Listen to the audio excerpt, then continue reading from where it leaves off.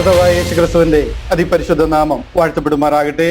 അനുഗ്രഹീതമായ നല്ല ദിവസത്തിനായിട്ട് ഞാൻ എൻ്റെ ദൈവത്തെ നന്ദിയോടെ സ്തുതിക്കുന്നു. കടന്നു വന്നിരിക്കുന്ന എല്ലാവർക്കും യേശുക്രിസ്തുവിന്റെ നിശ്ചല നാമത്തിൽ ഒരിക്കൽ കൂടി സ്നേഹത്തെയും വന്ദനത്തെയും അറിയിക്കുന്നു. Belated happy new year to all of you. ഏകദേശം ഒരു മാസത്തോളം കഴിഞ്ഞുവെങ്കിലും ഇപ്പോഴാണ് ഈ പുതുവർഷത്തിൽ നമുക്ക് ഒന്നിച്ച് ഇങ്ങനെ കാണുവാനായിട്ട് കഴിയുന്നത്. 2026 പ്രാരംഭ ബൈബിൾ ക്ലാസ് ആണല്ലോ. തുടർമാനമായിട്ട് കഴിഞ്ഞ വർഷം നാം പഠിച്ച് റോമാലേഖനം പഠിച്ചു വരികയായിരുന്നു. എന്നാൽ ഇതിനിടയിൽ നമുക്കൊരു ബ്രേക്ക് എടുക്കേണ്ടതായിട്ട് വന്നു. തുടർന്ന് ഇന്ന് ഈ ക്ലാസ് ഇവിടെ പുനരാരംഭിക്കുകയാണ്. 11-ാമത്തെ അധ്യായം വരെ നമുക്ക് ഒന്നിച്ച് പഠിക്കുവാനായിട്ടിടയായി. ഇന്ന് മുതൽ 12-ാമത്തെ അധ്യായം മുതൽ 16 വരെ പഠിച്ച് ഈ റോമാലേഖന പഠനം തീർക്കുവാനായിട്ട് ഞാൻ കർത്താവിൽ ആഗ്രഹിക്കുകയും ആശിക്കുകയും ചെയ്യുന്നു. ദൈവം ഒന്നിച്ച് നമ്മളെ അതിനായിട്ട് സഹായിക്കട്ടെ. എന്നാൽ നിങ്ങൾ എല്ലാവരും അറിയുന്നത് പോലെ ജാനുവരി 6, 7, 8 തീയതികളിൽ കോട്ടയത്ത് വെച്ച് റൈറ്റ് ഡിവിഷൻ സെമിനാർ നമ്മൾ പ്രാർത്ഥിച്ച് പ്ലാൻ ചെയ്തിരുന്നത് പോലെ നടത്തപ്പെടുകയുണ്ടായി. അനുഗ്രഹീതമായ കൂട്ടായ്മ നമുക്ക് ലഭിക്കുവാനായിട്ട് ഇടയായി. അനേകര് കടന്നു വരുവാനായിട്ട് ദൈവം സഹായിച്ചു. ഞാൻ അതിൻ്റെ ചില സ്നാപ്സുകൾ കാണിക്കാം. അനുഗ്രഹിക്കപ്പെട്ട കൂട്ടായ്മയായിരുന്നു. Brother Nadeesh Cheriyan, sister Leela Sunny, brother Eldho Varghese എന്നിവരെ വചനം പഠിപ്പിക്കുവാൻ എന്നോടൊപ്പം ചേരുകയും എല്ലാ നിലയിലും അനുഗ്രഹിക്കപ്പെട്ട നിലയിൽ ആ ബൈബിൾ സെമിനാർ ചെയ്യുവാൻ കർത്താവ് നമുക്ക് കൃപ തരികയും ചെയ്തു. 3 ദിവസത്തെ സെമിനാർ വളരെ അനുഗ്രഹമായിരുന്നു എന്ന് ഞാൻ ഒരിക്കൽ കൂടി ഓർക്കുകയാണ്. കടന്നു വന്ന എല്ലാവർക്കും ഒരിക്കൽ കൂടി കർത്താവായ യേശുക്രിസ്തുവിന്റെ നിശ്ചല നാമത്തിലുള്ള സ്നേഹത്തെയും നന്ദിയെയും ഇത്തരണത്തിൽ അറിയിക്കുകയാണ്. ഇതിന്റെ വീഡിയോ, ഈ സെമിനാറിന്റെ വീഡിയോ താമസിയാതെ തന്നെ എൽദോ ബ്രദറിന്റെ യൂട്യൂബ് ചാനലിൽ അപ്ലോഡ് ചെയ്യുന്നതായിരിക്കും. ബ്രദർ സിബി ആണ് ആ കാര്യങ്ങളൊക്കെ കോർഡിനേറ്റ് ചെയ്തിരുന്നത്. സിബി എലന്തൂർ ബ്രദർ സിബിയും സിബിയുടെ കൂടെ സുധിയും ചേർന്നിട്ടാണ് വീഡിയോ റെക്കോർഡിങ് ഒക്കെ പകർത്തിയിരിക്കുന്നത്. അധികം താമസിയാതെ തന്നെ അത് എൽദോ ബ്രദറിന്റെ ചാനലിൽ അപ്ലോഡ് ചെയ്യുമെന്ന് സിബി ബ്രദർ അറിയിച്ചിട്ടുണ്ട്. കാത്തിരിക്കുക, അല്പ ദിവസം കൂടെ കാത്തിരിക്കുക. അത് വന്നു കഴിഞ്ഞാൽ നിങ്ങൾക്കും ആ സെമിനാർ കാണുവാനായിട്ട് കഴിയും. ആ സെമിനാറിൽ നടന്ന ബൈബിൾ ക്ലാസ്സുകൾ കാണുവാനായിട്ട് നിങ്ങൾക്കും കഴിയും. അതുപോലെ തന്നെ നമ്മൾ പ്രാർത്ഥിച്ച മറ്റൊരു വിഷയമായിരുന്നു എറണാകുളത്തെ ഒരു കൂടിവരവ് ആരംഭിക്കുക എന്നുള്ളത്. അവിടെ അങ്ങനെ ഒരു സഭ കൂട്ടായ്മ നമുക്ക് ആരംഭിക്കുവാൻ കർത്താവ് ഭാഗ്യം തന്നു. അവിടെ ഈ ഒരു സഭ കൂട്ടായ്മ നമുക്ക് എറണാകുളത്ത് വൈറ്റിലയിൽ ആരംഭിക്കുവാനായിട്ട് ഇടയായി. എല്ലാ ഞായറാഴ്ചയും അവിടെ ആരാധന നടക്കുന്നു. ജനുവരി മാസം 11-ാം തീയതി നമ്മൾ പ്രാർത്ഥിച്ച് ഈ ചർച്ച അവിടെ കർത്താവിന്റെ സന്നിധിയിൽ സമർപ്പിക്കുവാനായിട്ട് ഇടയായി. അതിനുശേഷം തുടർമാനമായിട്ട് എല്ലാ സൺഡേയിലും അവിടെ ആരാധന നടക്കുന്നുണ്ട്. അവിടെ വന്ന് ചേരുവാൻ, ആ കൂട്ടായ്മയിൽ കൂടുവാൻ ആഗ്രഹിക്കുന്നവർ ബ്രദർ വർഗീസ് കുര്യൻ, അതുപോലെ തന്നെ ഡോക്ടർ ചെറിയാൻ കുര്യൻ, ബ്രദർ എൽദോ വർഗീസ്, ഇവരെയൊക്കെ ബന്ധപ്പെടുവാനായിട്ട് ഞാൻ വിനീതമായിട്ട് ഓർപ്പിക്കുകയാണ്. അവരുടെ കോണ്ടാക്ട് ഈ വീഡിയോയുടെ ഡിസ്ക്രിപ്ഷനിൽ പ്രത്യേകാൽ അവരുടെ കോണ്ടാക്ട് കൊടുക്കുന്നതായിരിക്കും. Brother Varghese Kurian, brother doctor Cherian Kurian, brother Eldho Varghese, ഇവരൊക്കെ ബന്ധപ്പെട്ട് കഴിഞ്ഞാൽ അവിടേക്ക് വരാനും അവിടുത്തെ കൂടുതൽ ഡീറ്റെയിൽസുകൾ നിങ്ങൾക്ക് തരുന്നതായിരിക്കും. എറണാകുളവുമായിട്ട് ബന്ധപ്പെട്ട് ആയിരിക്കുന്ന ആൾക്കാർ, ബ്രദേഴ്സ്, സിസ്റ്റേഴ്സ്, ആ കൂട്ടായ്മയിൽ കടന്നു വരുവാൻ ഞാൻ വിനീതമായിട്ട് നിങ്ങളെ ഓർപ്പിക്കുകയാണ്. ദൈവം നമ്മളെ ധാരാളമായിട്ട് സഹായിക്കട്ടെ. 2026 പ്രാരംഭ ബൈബിൾ ക്ലാസ് ആണ്. റോമാലേഖന പഠനത്തിലാണ് നാം ആയിരിക്കുന്നത്. അധികം മുഖവരകളില്ലാതെ വിഷയത്തിലേക്ക് ഞാൻ വരികയാണ്. ഇന്ന് 12-ാമത്തെ അധ്യായം പ്രാർത്ഥിച്ച് ആരംഭിച്ചിരിക്കുകയാണ്. നമുക്കറിയാം, റോമാലേഖനം ക്രിസ്തീയ വിശ്വാസത്തിന്റെ അടിസ്ഥാന പ്രമാണം എന്ന് പറയുന്ന ബുക്കാണ്. അടിസ്ഥാന ഉപദേശങ്ങൾ അക്കമിട്ട് നിരത്തിയിരിക്കുന്ന ബുക്കാണ് റോമാലേഖനം. അതിൽ 1 മുതൽ 8 വരെയുള്ള അധ്യായങ്ങൾ പഠിച്ചാൽ ജാതികളായ നമ്മൾക്കും ഉലകത്തിലുള്ള സകല മാനവരാശിയുടെയും രക്ഷ, സാൽവേഷൻ എന്താണെന്ന് പറഞ്ഞിരിക്കുന്ന ബുക്കാണ്. അതുപോലെ തന്നെ 9 മുതൽ 11 വരെയുള്ള അധ്യായങ്ങൾ പഠിച്ചു കഴിഞ്ഞാൽ ഇസ്രായേലിന്റെ വീഴ്ചയും തുടർന്ന് അവരുടെ വീണ്ടെടുപ്പും അവരുടെ യഹൂദന്റെ രക്ഷയും അവരുടെ യഥാസ്ഥാപനവും ഒക്കെ പറഞ്ഞിരിക്കുന്ന 3 അധ്യായങ്ങളാണ് 9, 10, 11 അധ്യായങ്ങൾ. അവിടെ വരെയാണ് നമ്മൾ പഠിച്ച് നിർത്തിയിരിക്കുന്നത്. 12 മുതൽ 16 വരെയുള്ള അധ്യായങ്ങൾ ഇന്നു മുതൽ പഠിച്ച് തുടങ്ങണം എന്ന് ഞാൻ ആഗ്രഹിക്കുന്നു. അവിടെ പറയുന്നത് രക്ഷിക്കപ്പെട്ട ദൈവജനം എങ്ങനെ ദൈവത്തെ സേവിക്കണം, സർവീസ്, കർത്താവിനെ എങ്ങനെ സേവ ചെയ്യണം, എങ്ങനെ സേവിക്കണം. രക്ഷിക്കപ്പെട്ട ഒരാൾ, നമ്മുടെ എല്ലാവരുടെയും രക്ഷയാണ് 1 മുതൽ 8 വരെ പറഞ്ഞിരിക്കുന്നത്. 9 മുതൽ 11 വരെ ഇസ്രായേലിന്റെ രക്ഷയും അവരുടെ യഥാസ്ഥാപനവുമാണ്. എന്നാൽ 12 മുതൽ 16 വരെ രക്ഷിക്കപ്പെട്ട ഒരു ദൈവജനം, ദൈവ പൈതൽ, അവരെങ്ങനെ ദൈവത്തെ സേവിക്കണം, എങ്ങനെ ജീവിക്കണം എന്ന് ഈ അധ്യായങ്ങളിൽ കൂടി നമ്മൾ പഠിക്കുവാനായിട്ട് പോവുകയാണ്. ഒരല്പം കൂടെ നിങ്ങളുടെ മെമ്മറി ഒന്ന് റിഫ്രഷ് ചെയ്താൽ റോമാലേഖനം 3-ാം അധ്യായത്തിൽ നമ്മൾ പഠിച്ചു, അവന്റെ കൃപയാൽ ക്രിസ്തു യേശുവിലെ വീണ്ടെടുപ്പ് മൂലം സൗജന്യമായത്രേ നീതീകരിക്കപ്പെടുന്നതെന്ന്. 5-ാം അധ്യായത്തിൽ വിശ്വാസത്താൽ നീതീകരിക്കപ്പെട്ടിട്ട് നമ്മുടെ കർത്താവായ യേശു ക്രിസ്തു മൂലം നമുക്ക് ദൈവത്തോട് സമാധാനമുണ്ട് എന്ന് നമ്മൾ പഠിക്കുവാനായിട്ടിടയായി. റോമർ 6-ൽ പറഞ്ഞു, ദൈവത്തിന്റെ ആത്മാവ് നമ്മുടെ ആത്മാവിന്റെ മേൽ വന്നിരിക്കുന്നു, അതുകൊണ്ട് പാപം നമ്മുടെ മർത്യ ശരീരത്തിൽ അതിന്റെ മോഹങ്ങളെ അനുസരിക്കുമാറ് ഇനി വാഴരുത് എന്ന് നമ്മൾ പഠിച്ചു. മെയിൻ ആയിട്ടുള്ള കാര്യങ്ങളാണ് ഞാൻ ഈ പറയുന്നത്. ഇതൊക്കെ ബുള്ളറ്റ് പോയിന്റുകളാണ്. 8-ാം അധ്യായത്തിൽ ക്രിസ്തുവിന്റെ ആത്മാവില്ലാത്തവൻ ക്രിസ്തുവിനുള്ളവനല്ല. യേശു ക്രിസ്തുവിനെ മരിച്ചവരിൽ നിന്ന് ഉയർപ്പിച്ചവന്റെ ആത്മാവ് നിങ്ങളുടെ ഉള്ളിൽ വസിക്കുന്നുവെങ്കിൽ നിങ്ങളുടെ ഉള്ളിൽ വസിക്കുന്ന അതേ ആത്മാവ് കൊണ്ട് നിങ്ങളുടെ മർത്യ ശരീരങ്ങളെ ജീവിപ്പിക്കും. സ്വന്തം പുത്രനെ ആദരിക്കാതെ നമുക്ക് എല്ലാവർക്കും വേണ്ടി ഏൽപ്പിച്ചു തന്നവൻ അവനോടുകൂടെ സകലവും നമുക്ക് നൽകാതിരിക്കുമോ? 8-ാം അധ്യായത്തിൽ ഇതൊക്കെ നമ്മൾ പഠിച്ചു. അത് അങ്ങനെ പഠിച്ചു നിർത്തിയത് യേശു ക്രിസ്തുവിലുള്ള ദൈവ സ്നേഹത്തിൽ നിന്ന് നമ്മെ വേർപിരിക്കുവാൻ ഉലകത്തിലോ സ്വർഗത്തിലോ ഒരു ശക്തിക്കും കഴിയത്തില്ല എന്ന് പഠിച്ചാണ് 8-ാമത്തെ അധ്യായം നമ്മൾ നിർത്തുന്നത്. Nothing can separate us from the love of God which is in Christ Jesus our Lord. ദൈവ സ്നേഹത്തിൽ നിന്നും, യേശു ക്രിസ്തുവിൽ ദൈവ സ്നേഹത്തിൽ നിന്നും നമ്മെ വേർപിരിക്കുവാൻ ഒരു ശക്തിക്കും കഴിയത്തില്ല. അതുപോലെ നാം ക്രിസ്തുവിലായിരിക്കുകയാണ്. ക്രിസ്തുവിന്റെ ആത്മാവ് നമ്മുടെ ആത്മാവിന്റെ മേലെ വന്നിരിക്കുകയാണ്. റിഡംഷൻ ഡേക്ക് വേണ്ടി നമ്മളെ മുദ്രയിട്ടിരിക്കുകയാണ്. ഇതിൽ നിന്ന് നമ്മളെ ഒരു ശക്തിക്കും ഇനിയും വേർതിരിക്കുവാൻ കഴിയത്തില്ല. റോമാലേഖനം 9-11 വരെ ഇസ്രായേലിന്റെ വീണ്ടെടുപ്പ് പദ്ധതിയെക്കുറിച്ചും യഹൂദന്റെ യഥാസ്ഥാപനത്തെക്കുറിച്ചും നമുക്ക് ചിന്തിക്കുവാനായിട്ട് പഠിക്കുവാനായിട്ടും ഇടയായി. അത് നമ്മളുമായിട്ട് ഡയറക്ട്ലി കണക്റ്റഡ് അല്ല എങ്കിൽ കൂടി അവർക്ക് എന്ത് സംഭവിക്കുന്നു? ദൈവജനം അവരാണ്. ദൈവം വിളിച്ച് വേർതിരിച്ച് കൽപ്പനകളും പ്രമാണങ്ങളും കൊടുത്ത് വാഗ്ദത്തങ്ങൾ കൊടുത്തിരിക്കുന്ന ദൈവജനം, അവർക്ക് എന്ത് സംഭവിച്ചു എന്ന് നമ്മൾ അറിയേണ്ടതിന് 9 മുതൽ 11 വരെ ആ കാര്യങ്ങളെ അവിടെ വ്യക്തമാക്കിയിരിക്കുക. അവരോടുള്ള ദൈവിക പദ്ധതി എന്താണ്, എന്ന് അവരെ ദൈവം യഥാസ്ഥാനപ്പെടുത്തും, അവരുടെ വിളിയിലേക്ക് എന്ന് അവർ തിരിച്ചു വരും എന്നൊക്കെയുള്ള വിഷയം അവിടെ പറഞ്ഞിട്ടുണ്ട്. റോമർ 12 മുതൽ 16 വരെ practical instructions on how to serve the Lord. രക്ഷിക്കപ്പെട്ട ഒരാൾ, ദൈവമകൻ അല്ലെങ്കിൽ ദൈവമകൾ, തന്റെ മരണം വരെ അല്ലെങ്കിൽ റാപ്ചർ വരെ എങ്ങനെ കർത്താവിനെ സേവിക്കണം, എന്ത് സർവീസ് റെൻഡർ ചെയ്യണം എന്നുള്ള വിഷയമാണ് ഈ 12 മുതൽ 16 വരെയുള്ള ഭാഗങ്ങളിൽ പഠിക്കുന്നത്. ഈ അധ്യായങ്ങളാണ് നാം ഇന്നു മുതൽ ചിന്തിക്കുവാനായിട്ട് ആഗ്രഹിക്കുന്നത്. 12 മുതൽ 16 വരെയുള്ള അധ്യായങ്ങളെ 2 ഭാഗങ്ങളായിട്ട് തിരിക്കാം. ഈ ഒരു സർവീസിനെ 2 ഭാഗങ്ങളായിട്ട് നമുക്ക് തിരിക്കാം. അതിന്റെ പ്രാരംഭ ഭാഗം ഈ 12-ന്റെ 1 മുതൽ 15-ന്റെ 13 വരെ നമ്മുടെ ഉത്തരവാദിത്തമാണ്. നമുക്ക് ഒരു ദൈവ പൈതൽ, ഒരു ദൈവമകൻ, ദൈവമകൾ, ദൈവദാസൻ എന്നുള്ള നിലയിൽ നമ്മുടെ ഉത്തരവാദിത്തങ്ങൾ, നമുക്ക് എന്ത് ഉത്തരവാദിത്തമാണ്? ദൈവം നമ്മളെ വീണ്ടെടുത്തിരിക്കുന്നല്ലേ, ഇനി നമുക്ക് എന്ത് ഉത്തരവാദിത്തമാണ് എന്ന് ചിന്തിക്കരുത്. ഈ വചനത്തിൽ കൂടി നമ്മൾ ഇതെല്ലാം പഠിക്കാൻ പോവുകയാണ്. നമ്മുടെ ഉത്തരവാദിത്തം, ദൈവത്തോടുള്ള ഉത്തരവാദിത്തം എന്താണ് എന്ന് വിശദീകരിക്കുന്നു. കൂടാതെ സഭയോടുള്ള ഉത്തരവാദിത്തം, ബോഡി ഓഫ് ക്രൈസ്റ്റ്, ക്രിസ്തുവിന്റെ ശരീരമാകുന്ന ആ സഭയോട് നമുക്കുള്ള ഉത്തരവാദിത്തം എന്താണ്? സാമൂഹ്യപരമായ ഉത്തരവാദിത്തം എന്താണ്? ഒരു സമൂഹ ജീവിയാണ് നമ്മൾ. നാം ഈ ലോകത്തിൽ ഒരു സമൂഹത്തിൽ ജീവിക്കുമ്പോൾ നമ്മുടെ ഉത്തരവാദിത്തം എന്താണ്? രാഷ്ട്രീയപരമായ ഉത്തരവാദിത്തം, ഒരു രാജ്യത്തെ പൗരൻ എന്ന നിലയിൽ നാം വീണ്ടെടുക്കപ്പെട്ട് കഴിഞ്ഞപ്പോൾ നമ്മളെ ഇമ്മീഡിയറ്റ്ലി ഇവിടുന്ന് ചേർക്കുകയോ അല്ലെങ്കിൽ നമ്മളെ ഒരു കണ്ണാടി കൂടിനകത്തിലിട്ട് ലോകത്തിൽ നിന്ന് വേർതിരിച്ചിരിക്കുകയോ അല്ല. നാം ഈ ലോകത്തിലാണ് ജീവിക്കുന്നത്. അപ്പൊ രാഷ്ട്രീയപരമായിട്ട് രാജ്യത്തെ പൗരന്മാർ എന്ന നിലയിൽ നമ്മുടെ ഉത്തരവാദിത്തം എന്താണ്? നമ്മുടെ രഹസ്യ ജീവിതത്തിലെ ഉത്തരവാദിത്തങ്ങൾ എന്താണ്? വിശ്വാസിയുടെ നടപ്പ് എങ്ങനെയായിരിക്കണം? അതിലെന്ത് ഉത്തരവാദിത്തമാണ് നമുക്കുള്ളത്? ക്രിസ്തീയ സ്വാതന്ത്ര്യം, അതിലെ ഉത്തരവാദിത്തം എന്താണ്? ഈ വിഷയങ്ങളൊക്കെ നമ്മൾ അടുത്ത അധ്യായങ്ങളിൽ പഠിക്കുവാനായിട്ട് പോവുകയാണ്. ഈ 15-ാം അധ്യായത്തിന്റെ 14-ാമത്തെ വാക്യം മുതൽ 16-ാം അധ്യായത്തിന്റെ 26-ാമത്തെ വാക്യം വരെ നമ്മുടെ ജീവിതത്തിന്റെ ഒരു റിവ്യൂ ആണ്, തിരിഞ്ഞു നോട്ടം. നാം നമ്മുടെ ജീവിതത്തെ തന്നെ ഒന്ന് തിരിഞ്ഞു നോക്കുന്നതായിട്ടാണ് ആ 15, 16 അധ്യായങ്ങളിൽ പറഞ്ഞിരിക്കുന്നത്. ഇങ്ങനെയാണ് ഈ ഭാഗത്തെ 2ആയിട്ട് നമുക്ക് തിരിക്കാവുന്നത്. 12-ാം അധ്യായത്തിലേക്ക് നമ്മൾ വരികയാണ്. അതിന്റെ 1 മുതൽ 3 വരെയുള്ള വാക്യങ്ങൾ പ്രാരംഭമായിട്ട് നമുക്ക് വായിച്ചു തുടങ്ങുവാനായിട്ട് ഞാൻ കർത്താവിൽ ആഗ്രഹിക്കുകയാണ്. റോമാലേഖനം 12-ാം അധ്യായം അതിന്റെ 1 മുതൽ 10 വരെയുള്ള വാക്യങ്ങൾ പ്രാരംഭമായിട്ട് വായിക്കാം.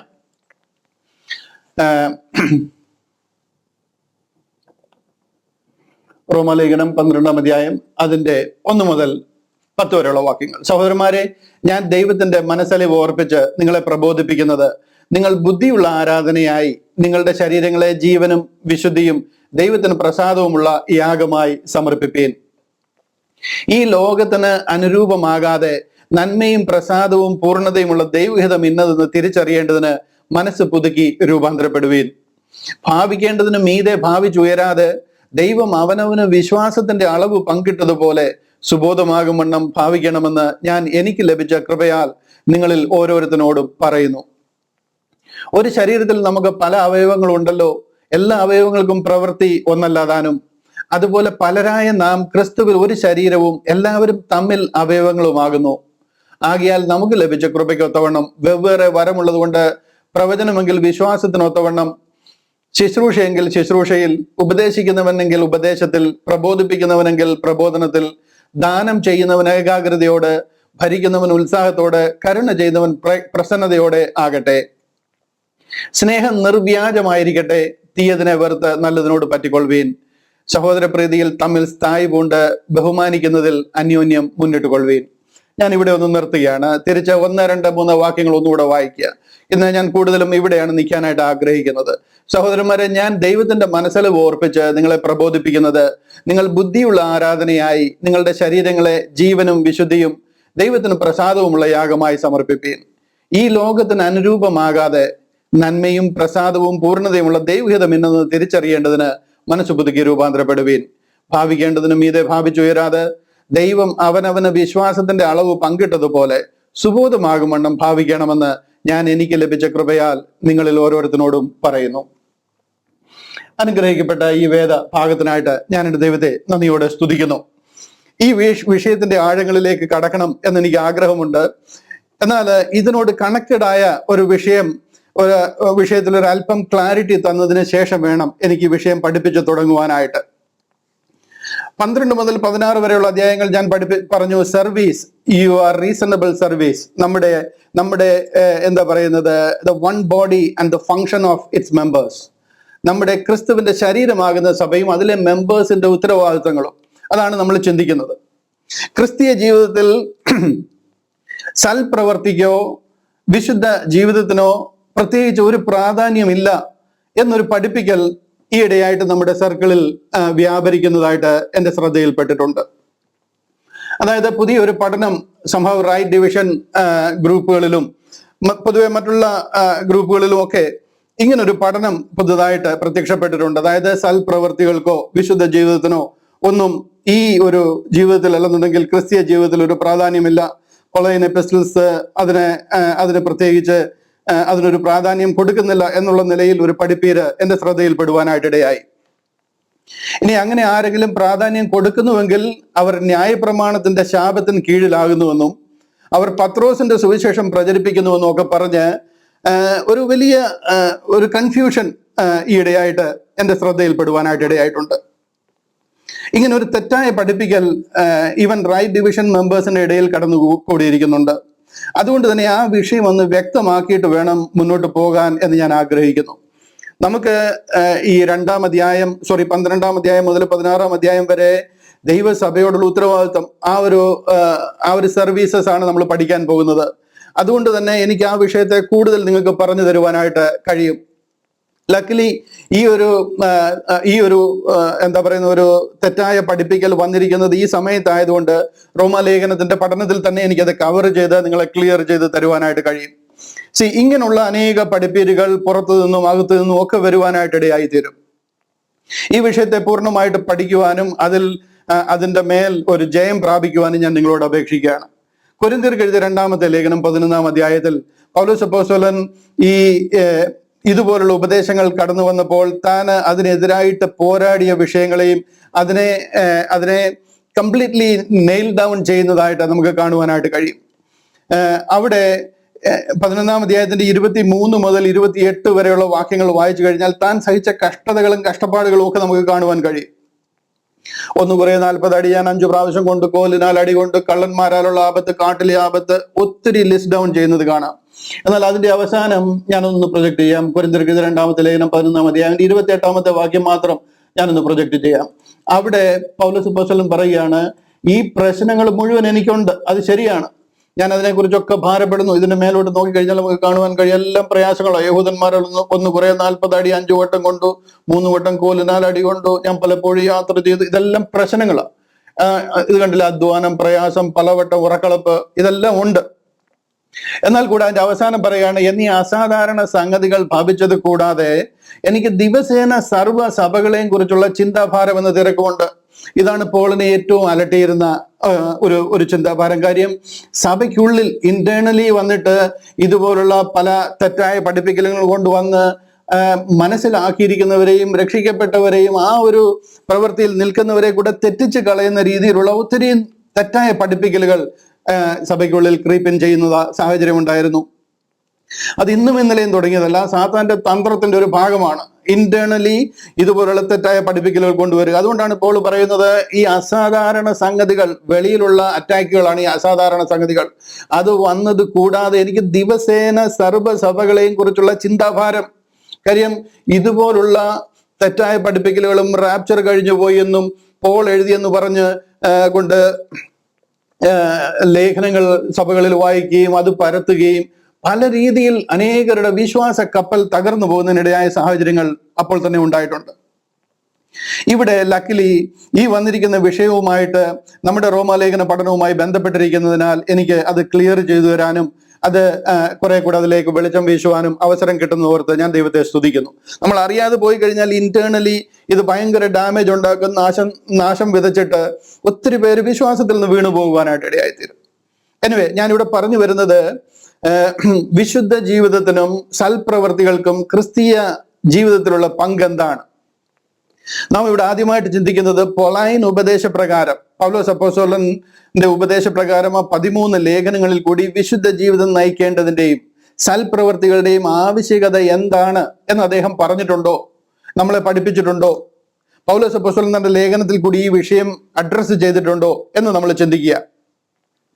ആത്മീക പരിച്ഛേദന എന്നാൽ എന്താണ്? എന്തിനാണ് ഈ ആത്മീകമായ പരിച്ഛേദന എന്ന് പറയുന്നത്?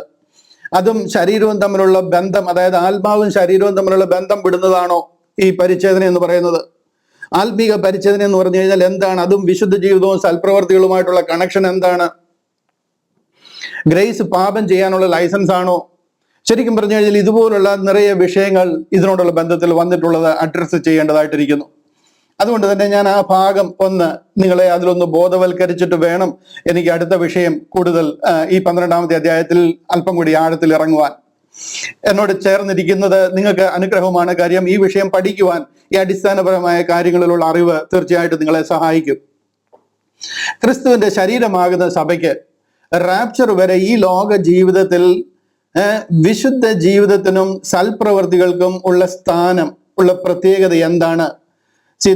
നമ്മളെ കുറിച്ച് പലരും പറയാറുണ്ട്, നിങ്ങളൊരു പുതിയ കണ്ടുപിടുത്തവുമായിട്ട് വന്നു, നിങ്ങൾ ഡിസ്പെൻസേഷണൽ ഗ്രേസ് ഗോസ്പൽ പഠിപ്പിക്കുന്നു, എന്നാൽ ഇത് മനസ്സിലായി കഴിഞ്ഞാൽ ആൾക്കാർ എങ്ങനെയാണ് ജീവിക്കേണ്ടുന്നത് എന്നൊക്കെ നമ്മളെ ആക്ഷേപിച്ച് ചോദിക്കാറുണ്ട്. നമ്മൾ കൊണ്ടുവന്ന ഒരു പുതിയ കണ്ടുപിടുത്തവും അല്ല ഇത്. പൗലോസ് അപ്പോസ്തലൻ പുതിയ നിയമത്തിന്റെ പകുതി എഴുതിയിരിക്കുന്നത് അപ്പോസ്തലനായ പൗലോസ. ആ 13 ലേഖനത്തിൽ പറഞ്ഞിരിക്കുന്നത് എന്താണെന്ന് ഒരു ഓർഗനൈസേഷനോടും ഒരു പ്രത്യേക ഗ്രൂപ്പിനോടും ഒന്നും നമ്മൾ മമത കാണിക്കാതെ ബൈബിളിൽ എന്താണ് പറഞ്ഞിരിക്കുന്നതെന്ന് പഠിച്ചു കഴിഞ്ഞാൽ ഇത് ക്ലിയർ ആയിട്ട് മനസ്സിലാകും. ഇത് മനസ്സിലായവരൊക്കെ പണ്ട് കാലങ്ങളിലും ഇത് പ്രസംഗിക്കുന്നുണ്ട്. പക്ഷേ നമുക്ക് എതിരെ തിരിയുന്നത് പോലെ തന്നെ അവരെയും ഒക്കെ ഈ സത്യം പ്രസംഗിക്കാനും ഇത് പബ്ലിക്കലി ജനം അറിയാതിരിക്കാൻ അതിനെതിരായിട്ടുള്ള വലിയ പോരാട്ടങ്ങൾ അന്നും ഇന്നും ഉണ്ടായിക്കൊണ്ടിരിക്കുന്നു. ഇന്നും ഒട്ടും കുറവല്ല, അന്നും അതുപോലെ തന്നെ ഉണ്ടായിക്കൊണ്ടിരുന്നു. ഈ സത്യത്തിൽ പൗലോസ് അപ്പോസ്തലൻ കൂടെ അറിയിച്ചിരിക്കുന്ന ഈ ലേഖനത്തിൽ ഈ gospel of the grace of God rightly divide, ഈ റൈറ്റ് ഡിവിഷനിൽ സൽപ്രവർത്തികൾക്കും വിശുദ്ധ ജീവിതത്തിനുമുള്ള പങ്ക് എന്താണ് എന്നൊരു വിഷയമാണ് നാം ഇന്ന് ചിന്തിക്കുന്നത്. പൗലോസ് അപ്പോസ്തലനോട് വെളിപ്പെട്ടതും 13 ലേഖനങ്ങളിൽ കൂടി എഴുതി നൽകപ്പെട്ടിരിക്കുന്നതുമായ ദൈവവചനത്തിൽ ഊന്നി പറഞ്ഞിരിക്കുന്ന ഒരു സന്ദേശമാണ് വിശുദ്ധ ജീവിതവും സൽപ്രവർത്തികളും. ഇത് രണ്ടും മെയിൻറ്റെയിൻ ചെയ്യേണ്ടതിന്റെ ആവശ്യകത അടിവരയിട്ട് ഊന്നി പറഞ്ഞിരിക്കുകയാണ്. എർഗോൺ അഗത്തോൺ, ഇതാണ് അതിന് ഗ്രീക്കിൽ പറഞ്ഞിരിക്കുന്നത്. എർഗോൺ അഗത്തോൺ എന്ന് പറയുന്ന ഈ വാക്ക്, അതായത് ഗുഡ് വർക്ക്സ് ഗുഡ് ഡീഡ്സ് എന്ന് പറയുന്ന ഈ വാക്ക് 13 ലേഖനങ്ങളിലും ഈ വാക്ക് കൺസിസ്റ്റന്റ്ലി താൻ പ്രസന്റ് ചെയ്തിരിക്കുന്നത് നമുക്ക് കാണുവാനായിട്ട് കഴിയും. കാര്യം ആ സൽപ്രവർത്തികൾ അതിനെന്തുമാത്രം ഇമ്പോർട്ടൻസ് ഉണ്ട് നമ്മുടെ നമ്മുടെ ക്രിസ്തീയ ജീവിതത്തിനോടുള്ള ബന്ധത്തിൽ. അതാണ് നമ്മൾ ഇന്ന് അല്പം ചിന്തിക്കുന്നത്. 12-ാമത്തെ വാക്യം നമ്മൾ വായിച്ചു തുടങ്ങി. റോമാലേഖനം 12-ാമത്തെ അധ്യായത്തിന്റെ 1-2 വാക്യങ്ങൾ വായിച്ചു തുടങ്ങി. അതൊന്നുകൂടെ വായിച്ച് ഞാൻ ഈ വിഷയം അല്പം കൂടെ എലാബറേറ്റ് ചെയ്യാം. അവിടെ ഇങ്ങനെയാണ് പറയുന്നത്: സഹോദരന്മാരെ, ഞാൻ ദൈവത്തിന്റെ മനസ്സലിവ് ഓർപ്പിച്ച് നിങ്ങളെ പ്രബോധിപ്പിക്കുന്നത്. ദൈവത്തിന് നിങ്ങളോട് മനസ്സലിവ് തോന്നിയിട്ട് നിങ്ങളോട് ആക്ച്വലി കമാൻഡ് ചെയ്യേണ്ടതാണ്, എന്നിട്ട് നിങ്ങളെ പ്രബോധിപ്പിക്കുക. നിങ്ങൾ ബുദ്ധിയുള്ള ആരാധനയായി നിങ്ങളുടെ ശരീരങ്ങളെ ജീവനും വിശുദ്ധിയും ദൈവത്തിന് പ്രസാദവുമുള്ള യാഗമായി സമർപ്പിപ്പീൻ. ഈ ലോകത്തിന് അനുരൂപരാകാതെ നന്മയും പ്രസാദവും പൂർണ്ണതയുമുള്ള ദൈവഹിതം ഇന്നതെന്ന് തിരിച്ചറിയേണ്ടതിന് മനസ്സ് പുതുക്കി രൂപാന്തരപ്പെടുവീൻ. എന്തിനാ ഈ വിഷയം ഇങ്ങനെ പറഞ്ഞു തുടങ്ങുന്നതെന്ന് അറിയാമോ? പറയാൻ കാരണം ദൈവം നമ്മിൽ നിന്ന് ഒരു വിശുദ്ധ ജീവിതം ആഗ്രഹിക്കുന്നത് കൊണ്ട് തന്നെയാണ്. നാം വിശുദ്ധരായി ജീവിക്കണം, വിശുദ്ധിയെ കാത്തു സൂക്ഷിക്കണം. ഞാൻ വിശുദ്ധനായിരിക്കുന്നത് പോലെ നിങ്ങളും വിശുദ്ധരായിരിപ്പീൻ. രക്ഷിക്കപ്പെട്ട ഒരാൾ പരിശുദ്ധാത്മാവിനാൽ മുദ്രയിടപ്പെട്ടിരിക്കുക. അവൻ വിശുദ്ധനായി ജീവിക്കണമെന്ന് ദൈവം ആഗ്രഹിക്കുന്നു. എന്നാൽ ആ വിശുദ്ധിയിൽ നിന്നും അവൻ മാറിപ്പോയി കഴിയുമ്പോൾ, അശുദ്ധിയിലേക്ക് മാറിപ്പോയി കഴിയുമ്പോൾ, അല്ലെങ്കിൽ തിന്മയിലേക്ക് മാറിപ്പോയി കഴിയുമ്പോൾ ആ പരിശുദ്ധാത്മാവ് ദുഃഖിക്കുക. എഫേസ്യ ലേഖനം 4-ാം അധ്യായം 30-ാം വാക്യം അവിടെ പറയുന്നുണ്ട്: വീണ്ടെടുപ്പിൻ നാളിനായി, അതിനാലല്ലോ നിങ്ങളെ വീണ്ടെടുപ്പിൻ നാളിനായി മുദ്രയിട്ടിരിക്കുന്നത്. 4-ാം അധ്യായം 30-ാം വാക്യം ഞാനിതാ പ്രൊജക്ട് ചെയ്യുന്നുണ്ട്. പരിശുദ്ധാത്മാവിനാൽ അവിടെ പറയുന്നത് ദൈവത്തിന്റെ പരിശുദ്ധാത്മാവിനെ ദുഃഖിപ്പിക്കരുത്, അവനാലല്ലോ നിങ്ങൾക്ക് വീണ്ടെടുപ്പിൻ നാളിനായി മുദ്രയിട്ടിരിക്കുന്നത്. നമ്മളെ പരിശുദ്ധാത്മാവിനാൽ മുദ്രയിട്ടിരിക്കുന്ന ആ ഒരു വിശുദ്ധ ജീവിതം നമ്മൾ മെയിൻറ്റെയിൻ ചെയ്യണം, അത് കാത്തു സൂക്ഷിക്കണം എന്ന് ദൈവം നമ്മളെ കുറിച്ച് ആഗ്രഹിക്കുന്നു. അല്ല, നമ്മൾ അശുദ്ധിയിലേക്ക് വീണു പോയി കഴിഞ്ഞാൽ നാം പരിശുദ്ധാത്മാവിനെ ദൈനംദിനം ദുഃഖിപ്പിക്കുന്നവരായി തീരുകയാണ്. ഒരു വിശുദ്ധ ജീവിതം നാം നയിക്കണമെന്നുള്ളത് പൗലോസ് അപ്പോസ്തലന്റെ 13 ലേഖനങ്ങളിലും അടിവരയിട്ട് നമുക്ക് കാണിക്കുവാൻ കഴിയാവുന്ന ഒരു ഫണ്ടമെന്റൽ വിഷയമാണ്. ഈ വിഷയത്തെ നമുക്ക് രണ്ടായിട്ട് തിരിച്ചു മനസ്സിലാക്കണം. അതിനെ അല്പം കൂടെ ഡീറ്റെയിൽ ആയിട്ട് പഠിക്കുവാൻ അതിനെ ഒന്ന് രണ്ടായിട്ട് തിരിച്ച് നമ്മൾ മനസ്സിലാക്കണം. ഒന്ന്, നമ്മുടെ രക്ഷയോടുള്ള ബന്ധത്തിൽ അതിനെന്തെങ്കിലും ഇമ്പോർട്ടൻസ് ഉണ്ടോ? നമ്മുടെ സാൽവേഷൻ, അതായത് ഈ വിശുദ്ധ ജീവിതത്തിനും സൽപ്രവർത്തികളും ഒക്കെ നമ്മുടെ രക്ഷയോടുള്ള ബന്ധത്തിൽ എന്താണ്, അതിനെന്തെങ്കിലും റോൾ ഉണ്ടോ? 2, നമ്മുടെ അവകാശവും നമ്മുടെ പ്രതിഫലവും, റിവാർഡ്സ് ആൻഡ് ഇൻഹെറിറ്റൻസ്, ഇതിനോടുള്ള ബന്ധത്തിൽ ഈ സൽപ്രവർത്തികൾക്കും വിശുദ്ധ ജീവിതത്തിനും എന്താണ് റോൾ? ഈ 2 കാര്യങ്ങളും തരം തിരിച്ച് നമ്മൾ മനസ്സിലാക്കണം. ഒന്നാമത്തെ വിഷയം, വിശുദ്ധ ജീവിതത്തിനും സൽപ്രവർത്തിക്കും നമ്മുടെ രക്ഷയോടുള്ള ബന്ധത്തിൽ എന്തെങ്കിലും പ്രസക്തി ഉണ്ടോ എന്നുള്ളതാണ്. എന്തെങ്കിലും റോൾ ഉണ്ടോ? നമ്മുടെ വിശുദ്ധ ജീവിതം, നമ്മുടെ സൽപ്രവർത്തികൾ, ഇതിന് നമ്മുടെ രക്ഷയെ എങ്ങനെ ബാധിക്കുന്നു? ഒരു തരത്തിലും അത് നമ്മുടെ രക്ഷയെ ബാധിക്കത്തില്ല. കാരണം എന്താണെന്ന് ചോദിച്ചു കഴിഞ്ഞാൽ, എഫേസ്യ ലേഖനം 2-ാം അധ്യായം അതിന്റെ 8-9 വാക്യങ്ങൾ അതിന്റെ ഉറപ്പ് നമുക്ക് തരികയാണ്. ആ 8-9 വാക്യത്തിൽ പറയാ: കൃപയാലല്ലോ വിശ്വാസം മൂലം നിങ്ങൾ രക്ഷിക്കപ്പെട്ടിരിക്കുന്നത്, അതിന് നിങ്ങൾ കാരണമല്ല, ദൈവത്തിന്റെ ദാനം അത്രയാകുന്നു. നാം രക്ഷിക്കപ്പെട്ടിരിക്കുന്നത് നമ്മൾ എന്തെങ്കിലും വിശുദ്ധ ജീവിതം ചെയ്ത് നമ്മുടെ വിശുദ്ധി കണ്ടിട്ടോ, അല്ലെങ്കിൽ നമ്മുടെ സൽപ്രവൃത്തികളുടെ എണ്ണം കൂടിയിട്ടോ, നമ്മളെന്തോ എന്താ പറയുന്നത്, ഹരിചന്ദ്രനായിട്ട് മഹാത്മാഗാന്ധി മാതിരി ജീവിച്ചു കാണിച്ചിട്ടോ, സൽപ്രവൃത്തികളുടെ തൂക്കം കൂടിയത് കൊണ്ടോ അല്ല നാം രക്ഷിക്കപ്പെട്ടിരിക്കുന്നത്. നമ്മുടെ രക്ഷയോടുള്ള ബന്ധത്തിൽ അതിന് യാതൊരു ബന്ധവുമില്ല.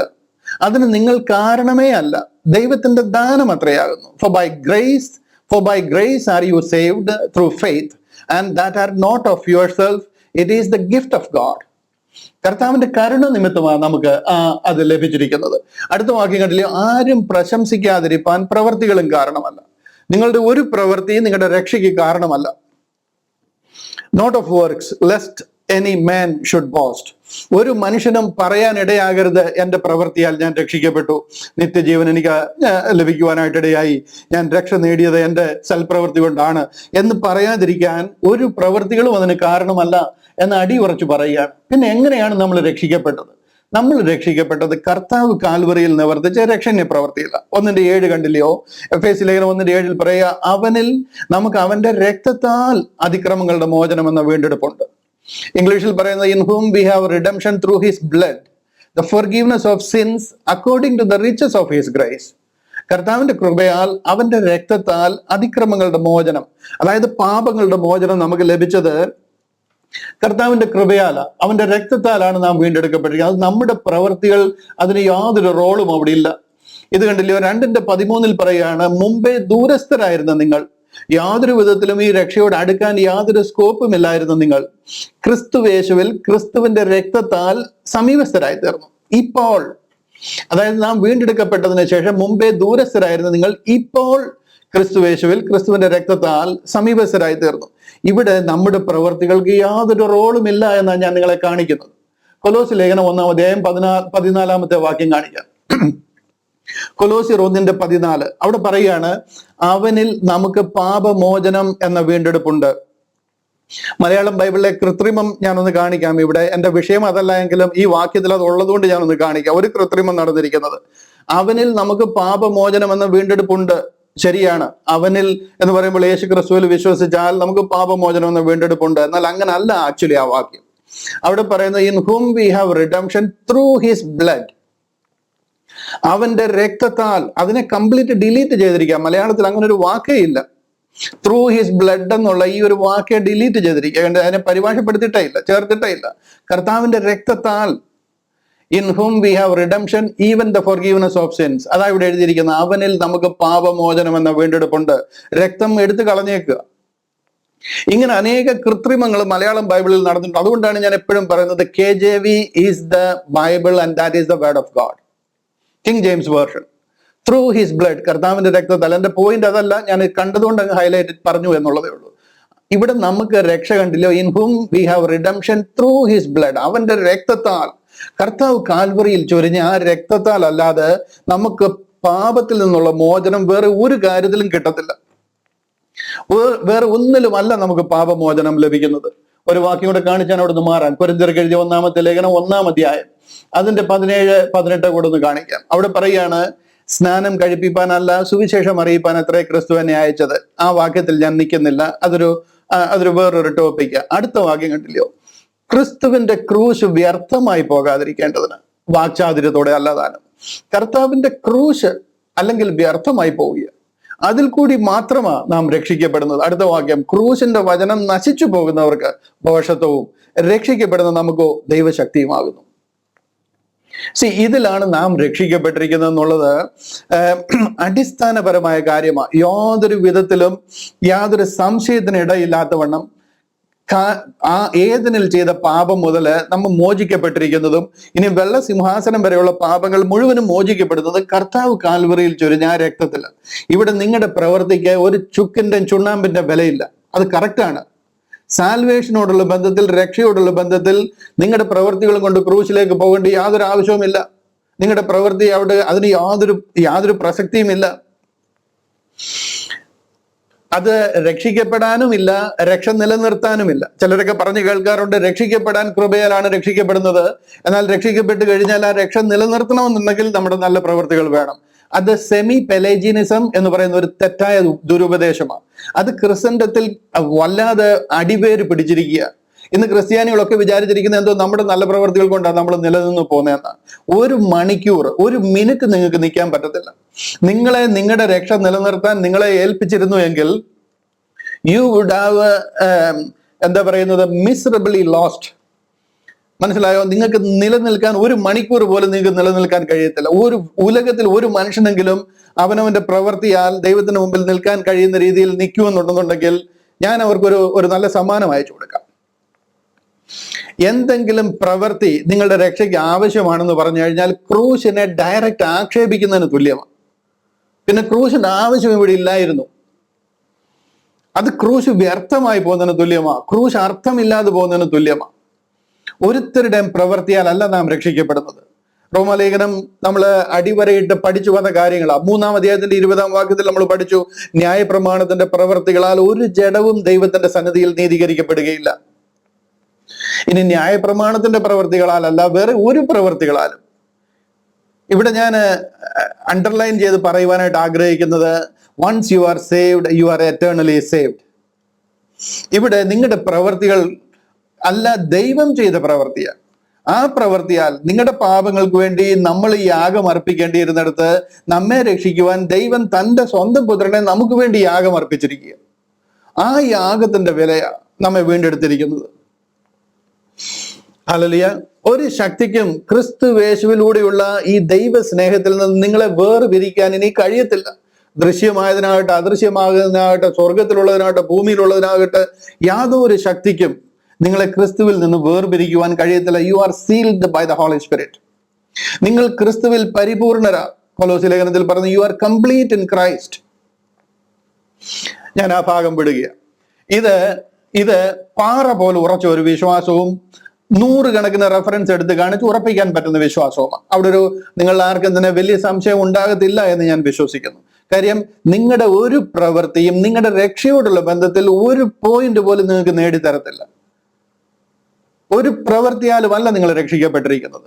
അതുകൊണ്ട് ആരെങ്കിലും നിങ്ങളുടെ പ്രവൃത്തി ശരിയല്ലെങ്കിൽ നിങ്ങളുടെ രക്ഷ നഷ്ടപ്പെട്ടു പോകുന്നോ, അല്ലെങ്കിൽ നിങ്ങൾ നല്ല പ്രവൃത്തി ചെയ്യണം, അല്ലെങ്കിൽ അത് മെയിൻറ്റെയിൻ ചെയ്യാൻ പറ്റത്തില്ലെന്ന് പറഞ്ഞു കഴിഞ്ഞാലോ ഡോർ തുറന്നു കൊടുത്ത് അദ്ദേഹത്തെ വെളിയിൽ ഇറക്കി വിടണം. അത് ബൈബിളുമായിട്ട് ചേർന്ന് പോകുന്ന ഉപദേശമല്ല.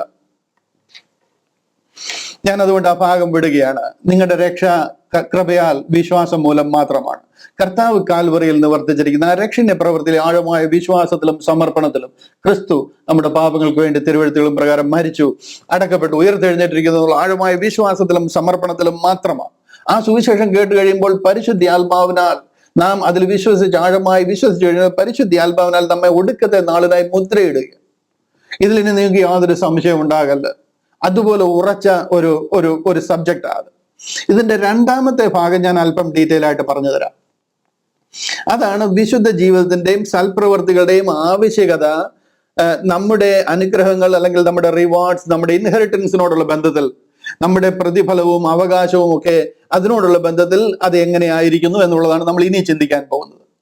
രക്ഷിക്കപ്പെട്ട ഒരു ദൈവമകനിൽ നിന്നും പുറപ്പെടേണ്ടുന്ന ഫലങ്ങൾ, ഇത് രക്ഷയുടെ അനുഭവങ്ങളാണ്. രക്ഷിക്കപ്പെട്ട ഒരാളിൽ നിന്ന് പുറപ്പെടേണ്ടുന്ന അനുഭവങ്ങളാണ് വിശുദ്ധ ജീവിതം, സൽപ്രവർത്തികൾ എന്നൊക്കെയുള്ളത്. അല്ലാതെ രക്ഷയ്ക്ക് വേണ്ടിയിട്ടുള്ള ഒരു കാര്യമേ അല്ല. നാം ചെയ്ത പ്രവർത്തികളുടെ അടിസ്ഥാനത്തിൽ ദൈവം നമ്മെ ന്യായം വിധിച്ചിരുന്നുവെങ്കിൽ നാം ഒരുത്തിന് പോലും രക്ഷിക്കപ്പെടത്തില്ല. ദൈവം നമുക്ക് വേണ്ടി ആ കാൽവറിയിൽ തകർക്കപ്പെട്ടിരിക്കുക. കൊരിന്ത്യർക്ക് എഴുതിയ 2-ാമത്തെ ലേഖനം അതിന്റെ 5-ാമത്തെ അധ്യായം 10-ാം വാക്യത്തിൽ പറയുകയാണ്, നാം ചെയ്യുന്ന എല്ലാ പ്രവർത്തികൾക്കും പ്രതിഫലം നമുക്ക് ലഭിക്കാൻ പോകുന്ന ഒരു സ്ഥലമുണ്ട്. അതാണ് ജഡ്ജ്മെന്റ് സീറ്റ് ഓഫ് ക്രൈസ്റ്റ് എന്ന് നാം അറിയപ്പെടുന്നത്. കൊരിന്ത്യർക്ക് 2-ാമത്തെ ലേഖനം 5-ാം അധ്യായം അതിന്റെ 10-ാമത്തെ വാക്യം ഇവിടെ പറയുകയാണ്. 2 കൊരിന്ത്യർ 5-ാം അധ്യായം അതിന്റെ 10-ാം വാക്യം അവിടെ പറയുകയാണ്, അവനവൻ ശരീരത്തിലിരിക്കുമ്പോൾ ചെയ്തത് നല്ലതാകിലും തീയതാകിലും അതിന് തക്കവണ്ണം പ്രാപിക്കേണ്ടതിന് നാം എല്ലാവരും ക്രിസ്തുവിന്റെ ന്യായാസനത്തിന് മുൻപാകെ വെളിപ്പെടേണ്ടതാകുന്നു.